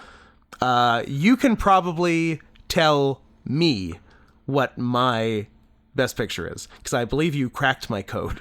Well, you're nothing if not a creature of habit. I'm a notorious fence sitter. You are a notorious fence sitter, and you also like to try and make everyone happy. I'm a people pleaser. Yeah. I would say it's honestly my greatest weakness. I would say that the winner of your Best Picture award is The Banshees of Inisherin. Lucky guess. Because you definitely like to do picture directors opposite. Is it because I sort of had a Banshees Everything Everywhere tie and wanted to give both credit? Yes. And like in terms of directing, like you made very good points for Martin McDonagh directing, but like Everything Everywhere is quite a feat of directing also. And also I like it when the guy who did The Death of Dick Long wins an Oscar. That's true. I mean, not like he didn't already win one before that. And several others. Yeah. But big ones. Yeah. That's it. That's it? You're picking that? Now let me try to... Did you do the opposite? Or are you all in on Banshees? Or Marcel the Shell? You didn't... full title, please. Marcel the Shell with Shoes On, starring Jenny Slate as Marcel, which I think is... offensive casting because she's a girl. Because she's a girl and not a shell. Marcel's a boy shell. Yeah. Marcel the Shell with Shoes On by the coward Robert Ford. It works. I like it. Okay, here's my ultimate dilemma. I would say that there are the 3 movies that were my 3 favorite movies of the entire year are all in this category. 2 of them have already gotten several awards. And I really want the third one to get something. But is it the best movie of the year? I don't know. I feel like literally all 3 of them for me are like 10 out of 10, 10 out of 10, 10 out of 10. Yeah. Like I really have a hard time separating the 3 of them. I had of the actual best picture nominees, I thought there were 4 excellent movies and 4 of my favorite movies of the year. Everything Everywhere, Banshees, Triangle, and Tar. And I pushed myself, and I was able to separate 2 from the pack, which are Everything Everywhere and Banshees. Right. But I'm not going further than that. But I was able to get 2 from the 4, and then like the Whale's up there, and then a few others that didn't get Oscar nominees are also there. But those are all easily top 10, and most are top 5 overall movies for the year for me. I'm giving Best Picture to Puss in Boots. Nice. I'm not. I would love to. So you're torn between 3? Yeah. So is it Everything Everywhere, Banshees, and Triangle, and you're wondering about giving it to Triangle? Correct. Right. Correct. Everything was such a surprise. Yeah. I didn't know what I was getting myself into. P.S. The night of the Oscars, my mom watched it and she hated it and had no understanding of the movie and thought it was so weird. And I'm like, but did you think it was good? And she was like, I don't know. I don't know. Neither of my parents have seen it, and Because they're racist. they're both going to, and I'm interested what they're gonna think. It could really go either Are you way. just going to hear a lot of Chinamen from downstairs? Not unless I'm with them. And then Banshees, I didn't think you could top like In Bruges. It's better than In Bruges. And then when we It's got out objective, of the like- theater, I was like, holy shit. Yeah. Like, how do you top one of my favorite movies? of all time? McDonough, Farrell, and Gleason topped an already amazing McDonough, Farrell, and Gleason Yeah, movie. exactly. Like, I don't know how you top it. Yeah, like I think I had In Bruges for my 2008 Best Picture, as a matter of fact. And you know what? I could even tell you, because it's right here on the same form. That's 2009. That's 2000. Oh, that's a weird noise. Best Picture, Best Director. Nice. Martin McDonough, In Bruges. That's very cool. Take Wait. that, Slumdog. Very cool waveform that I just made with that noise. And just to finish this out before we could do this in 2 hours, Scott. Ooh, so are Triangle Lock? Very last thing is just that I have not laughed as hard at a movie It's very as funny. I did at Triangle of Sadness, especially seeing it super late at night when I had to work super early in the morning, Oh, yeah. and it being 3 hours, but it felt like 90 minutes. No, great And pacing. I think what hurt Triangle of Sadness is that it came out after the menu, like to mainstream theaters. Yes, Out and- after the menu and out after White Lotus. and it gets lumped in with the rich satire. And they think that it's just like a copycat Yeah. of the rest of those. It's not. Whereas it was actually probably the first. Probably, yeah. And so that definitely hurt it. Yeah. But I think all along I always said that everything was always the best movie I saw of the year. So So Puss in Boots. I can't argue. I know. I It's know. hard. I know. None of this matters. I know everything has already gotten 3 Oscars. but like this happens to us every Oscars. Yeah. We like there's a decision we're torn on, Yeah. and we're like, look, none of this matters, but also this is the most important thing in the world. I'm gonna do Triangle of Sadness. okay, I want it to have something, and why not the biggest? why one? not Best Picture? Why not the biggest possible thing? Now we're done. That's it. It's over. Moving on. Closing down the podcast. Forever Would you like Bye, to guys. Would you like to stop at 2 hours, or or hear me out? Would you like to very quickly review the Razzies? I'll have a quick look at the Razzies. Okay. So we're gonna start from the bottom, working our way up. 'Cause Okay. I haven't looked at these. Now, we've already put in our full day's work for this podcast. Yeah. So this is now bonus content. Bonus So it would for you be greedy little pigs. it would be morally right of everyone Yeah. to send us a little something for this. This is overtime work. We're doing overtime, but also we gave you a shorter episode. Yeah. So we're giving you extra on top of that. Yeah. So send a little it, something guys. to paypal.me/notscotthenson because we're now out of pocket on this episode. This is costing us money. This is costing us money. Yeah. Because we're having to pay, we have to register and pay for the Razzies site. Correct. It's a subscription service. Subscription service that we are paying for right as we speak. Yeah. So we're going to start from the bottom, work our way up. From the bottom, start from the bottom. Now we're here. Started as a bottom. Now I'm top. I don't think so. So you've got I have top energy though, right? Certainly. Razzie Redeemer, which was the nominations were Mark Wahlberg. He's not been nominated 4 times for Razzie for Father Stew, which I know what it is. I've just heard nothing about it. Nothing. Val Kilmer. Yep. He was a 3-time Razzie nominee, but they redeemed him for Val. Oh, okay. And the winner was Colin Farrell because he What's went he been razzed because he for? went from Alexander in 2004 yeah. to Best Actor Oscar frontrunner in 2022. Yeah. So he won.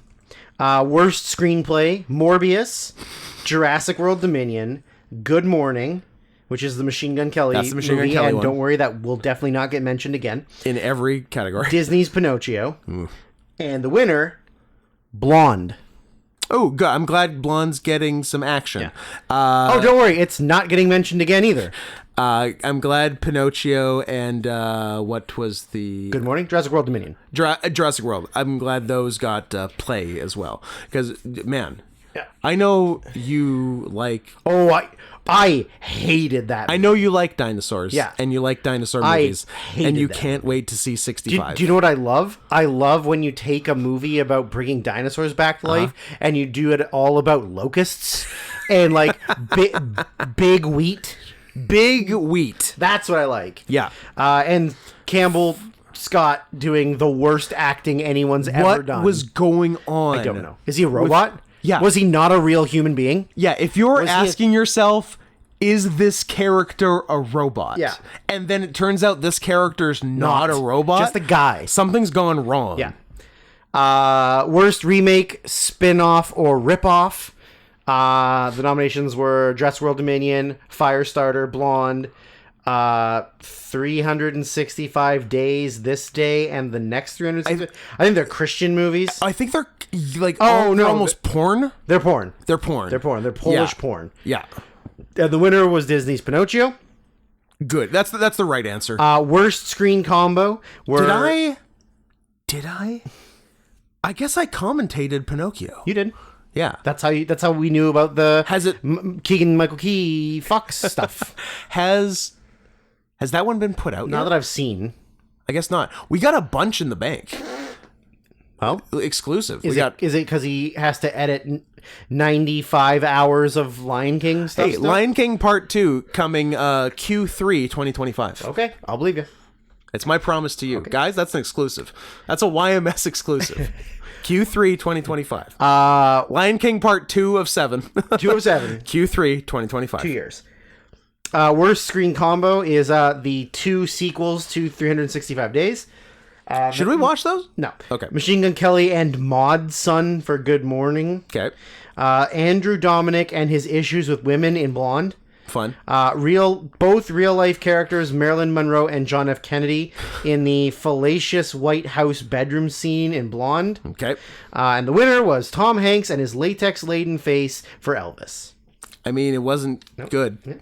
Worst supporting actress was... I think I made a couple of switches from our prediction podcast to the Oscars stream, and I think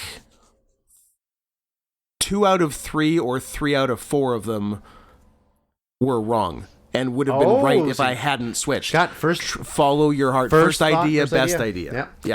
Yeah. Because I changed the Tom Hanks and this latex laden face. I changed Whale to Elvis for You're an idiot. for makeup and hair. Yeah. And Stupid bastard. wrongo. Well, won a Razzie, so you almost won. True. I'm gonna call it a moral victory. Worst supporting actress was Mira Sorvino for Lamborghini, the man behind the legend. It's the other Ford versus Ferrari. Yeah. Then you got Penelope Cruz, your favorite. Penelope. For the 355. Okay. Lorraine Brasco for Pinocchio.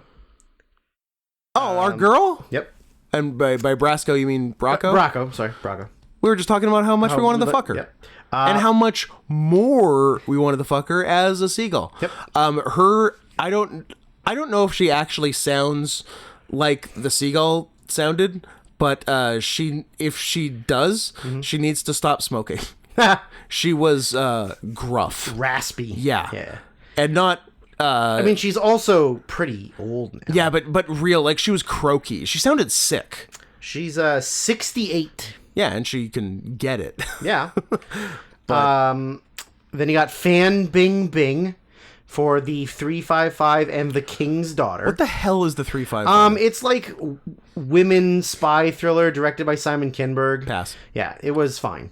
Shout out to the King's Daughter. And the winner was the female counterpart to one Jared Leto in Morbius. Ah, nice. Adria Arjona. Love her. Best They're worst, calling her the next Ana de Armas. worst supporting actor was nominations were Evan Williams for Blonde, Maud Sun for Good Morning, Xavier Samuel for Blonde, Pete Davidson for Good Morning, Nice. and the winner was Tom Hanks for Elvis. Hey. Here's the one that's going to sounded piss stupid. you off. Worst actress. Alicia Silverstone for The Requin. It's a shark movie. course. Kaya Scodelario for The King's Daughter. Diane Keaton for Mac and Rita. Don't know. Bryce Dallas Howard for Jurassic World Dominion. Deserved. And the winner was the Razzies for their 43rd Worst Actress nominations blunder because they nominated that little girl the from girl the from Firestarter. How fucking stupid You is that? cowards. Look, either be mean or don't be Yeah, mean. exactly. Don't go halfway. You're not a real thing. The Razzies are mean. You can be mean to a little... Yes, next door is on fire. I can smell it, too. That's fine. Whatever. Cowards. Bruce Willis can't read anymore. Let's take it away from him. Bruce Willis forgot how to read. We probably shouldn't do a mean award, an award category for Bruce Willis, which they had for years. Yes. Worst actor, Sylvester Stallone for Samaritan. Oh yeah. Machine Gun Kelly for Good Morning. Second nomination of the awards, Tom Hanks for Disney's Pinocchio. Excellent. Second nomination of the awards, Pete Davidson for Marmaduke. And the winner, and rightfully so, Jared Leto for Morbius. Yes. So there was a 2022... We talked about this last time, Scott. Marmaduke. It's one of those straight to DVD or straight to demand bad animations where Pete Davidson voices Marmaduke. And there was one like 10 years ago with like Owen Wilson. Sure. Less than 10 years ago, I think. Maybe. Yesterday? Right? I don't know. 1 year. Also 1 year ago. Also there one were year ago. two 20... Look, there were like 8 2022 Pinocchios. There can be 2 2022 Marmadukes. That's true. Worst director was nominations were Robert Zemeckis for Disney's Pinocchio, Bobby Z. Daniel Espinosa for Morbius, Andrew Dominic for Blonde, Judd Apatow for The Bubble. I forgot that was a movie. Bad. You watched real it? bad. It looked real bad. It was real bad, but it had some people that I liked. Did you and I have the conversation of what Sex? what the hell was the last good Judd Apatow movie, or Yes. was that in a different aspect of my life? I don't know. We might have. I don't know if we did. It might have been during the Oscars. But I think we landed on Funny People? You don't like Funny People's good? It's fine, but too long. Yeah, it's long, but I thought it was good. I think 40-Year-Old Virgin is like... Oh, we're saying directed movies. Yes. Okay, yeah. I think it might be that. I don't know. Knocked Up is fine. Not bad. Knocked Up's not bad. And I think Funny People's pretty good. This is 40 was bad and boring. Yeah. Trainwreck was a fat pig. King of Staten Island was okay, but it didn't feel like an Apatow movie at all. Yeah, I haven't seen it. And also, I would fuck his daughter, but that's just me. Who wouldn't fuck his daughter? Him, probably. It's his daughter. Prove it. I can't. Judd, where do you stand on fucking your daughter? And the winner was Machine Gun Kelly, a.k.a. Colson Baker, and Maud Sun for Good Morning. Is she his wife? No, he's like another dude. It's a guy? Maud Sun. M-O-D. I've been hearing Cool it. Modi. I've been hearing it as M-A-U-D-E.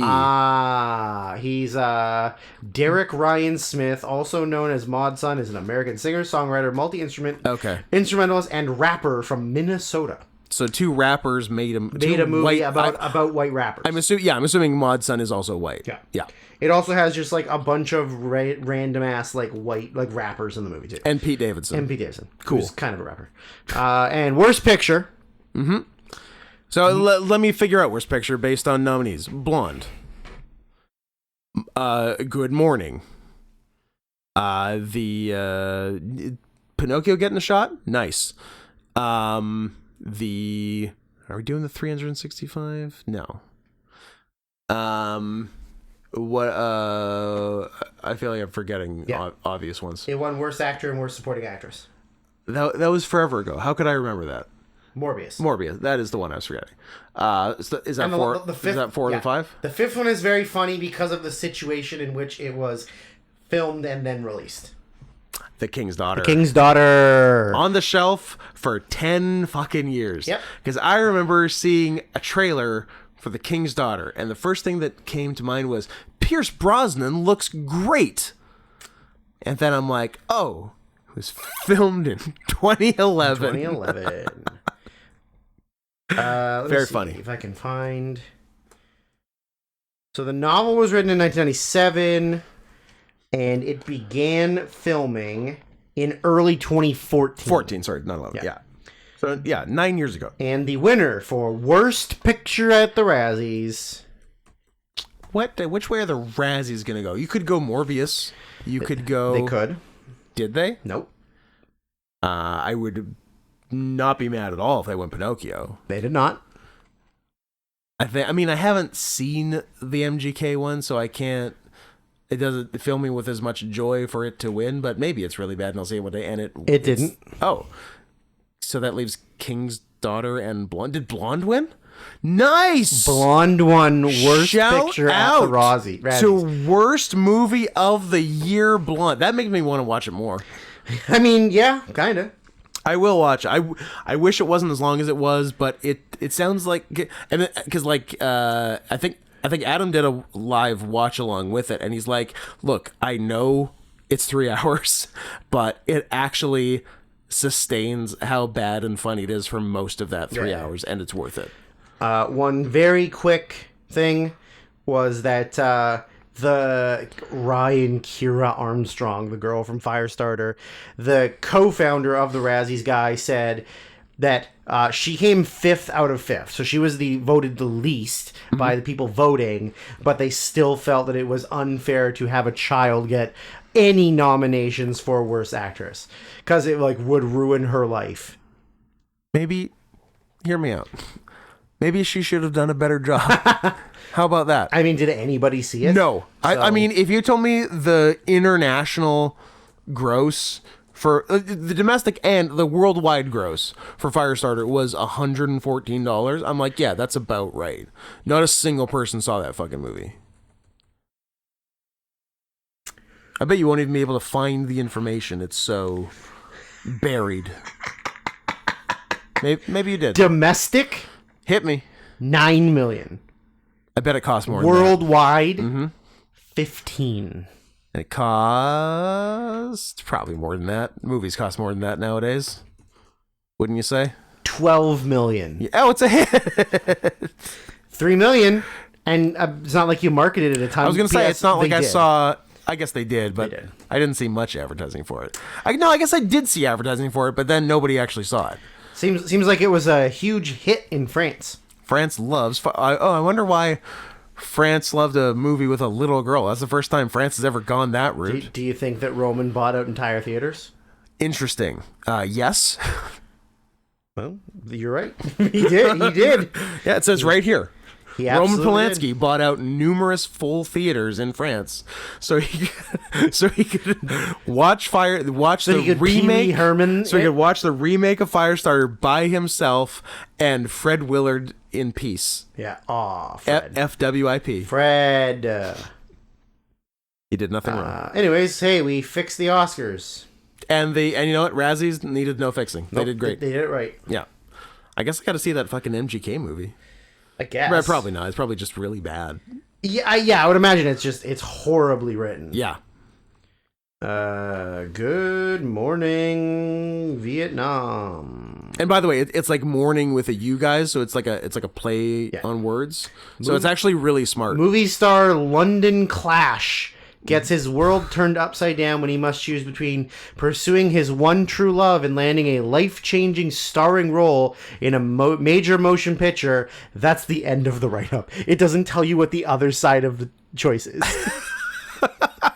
That's fun. That's a good description. I would watch that movie.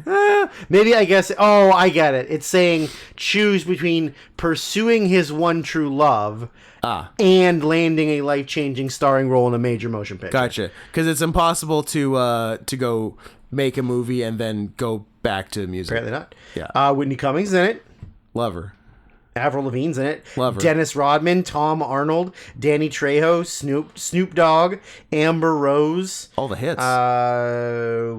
Other rappers that I don't care about. Becky G. Amber Rose. It's a 1.3 on Letterboxd, by the way. Pretty good. The worst guest I've ever heard on Never Not Funny. Yeah? I did not care for her energy. And despite Jimmy Pardo's best attempts, she would not take off her sunglasses. Because she's a bitch. Bad news, this movie ruined one person we like. Oh. Gata from Dave is in it. I like Gata. Me too. Dave's coming back very soon. I know. Yeah. Tomorrow. What? I don't know. Tonight? Soon. Let's not make promises we can't keep. People are going to be thumbing through their on-demand FX On-demand FX. and saying, "Where's new Dave?" Yeah. They promised me. I don't want to make that promise, guys. New Dave soon. And you go. It's a new Dave. Yes, it is. It's a new Dave. And if you haven't seen it, go watch seasons 1 and 2 of Dave. It's good. And forget that Lil Dicky did a collaboration with Chris Brown well after all the Chris Brown problems. Whatever. That song's great. That's the thing. Song is a fucking banger. Yeah. Also, a lot of people have been making the argument that Chris Brown is this generation's Michael Jackson because of his performing abilities. Because he can dance, he can sing, he can literally do everything.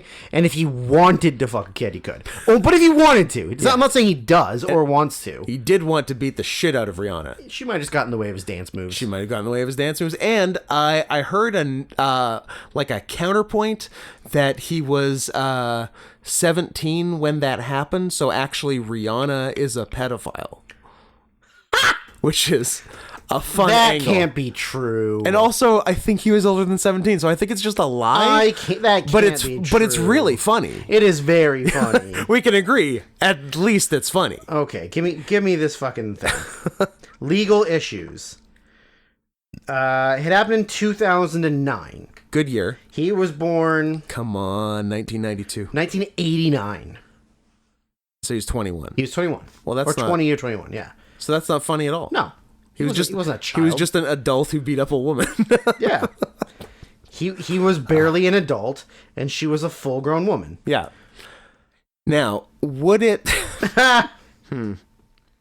And how old was Rihanna? It'd be funny if she was 17, but she was also older than that. Yeah, I think she's, like, around my age. Now, okay, we can all agree what Chris Brown allegedly did was very funny. Was wrong. She's 1988, so they're practically the same so age. Fine. So I guess she's not a pedophile. We can agree that what Chris Brown did in 2009 was wrong. But okay, continue. But if it had happened, say, right after this year's Super Bowl halftime show, I don't think anyone would be that mad. It's a different time. Scott, it's a different time. She was awful. We live in a different time, Scott. It sucked. I don't know. I didn't watch it. I don't care. It sucked. It wasn't. It sucks. It wasn't. It sucks. It wasn't sexy, and it sucked. Well, she was also kind of chonky because she just had a baby. No, she's having another baby. Oh. It wasn't a Super Bowl halftime performance. It was a pregnancy reveal. Right. And it was disgusting, and I hated it, and I think Chris Brown should get a free shot. Well, he already got a free shot. He got a preemptive free shot. I guess. That was for can Chris Brown, in addition to his many other talents, see the future? And knew that she was going to do that Super Bowl halftime after last year's fucking awesome Super Bowl halftime. Was that The Weeknd? It was, no, that one sucked. Was that Aerosmith? Was it Kid Rock and Uncle Cracker? Yeah, keep going. Was it Bob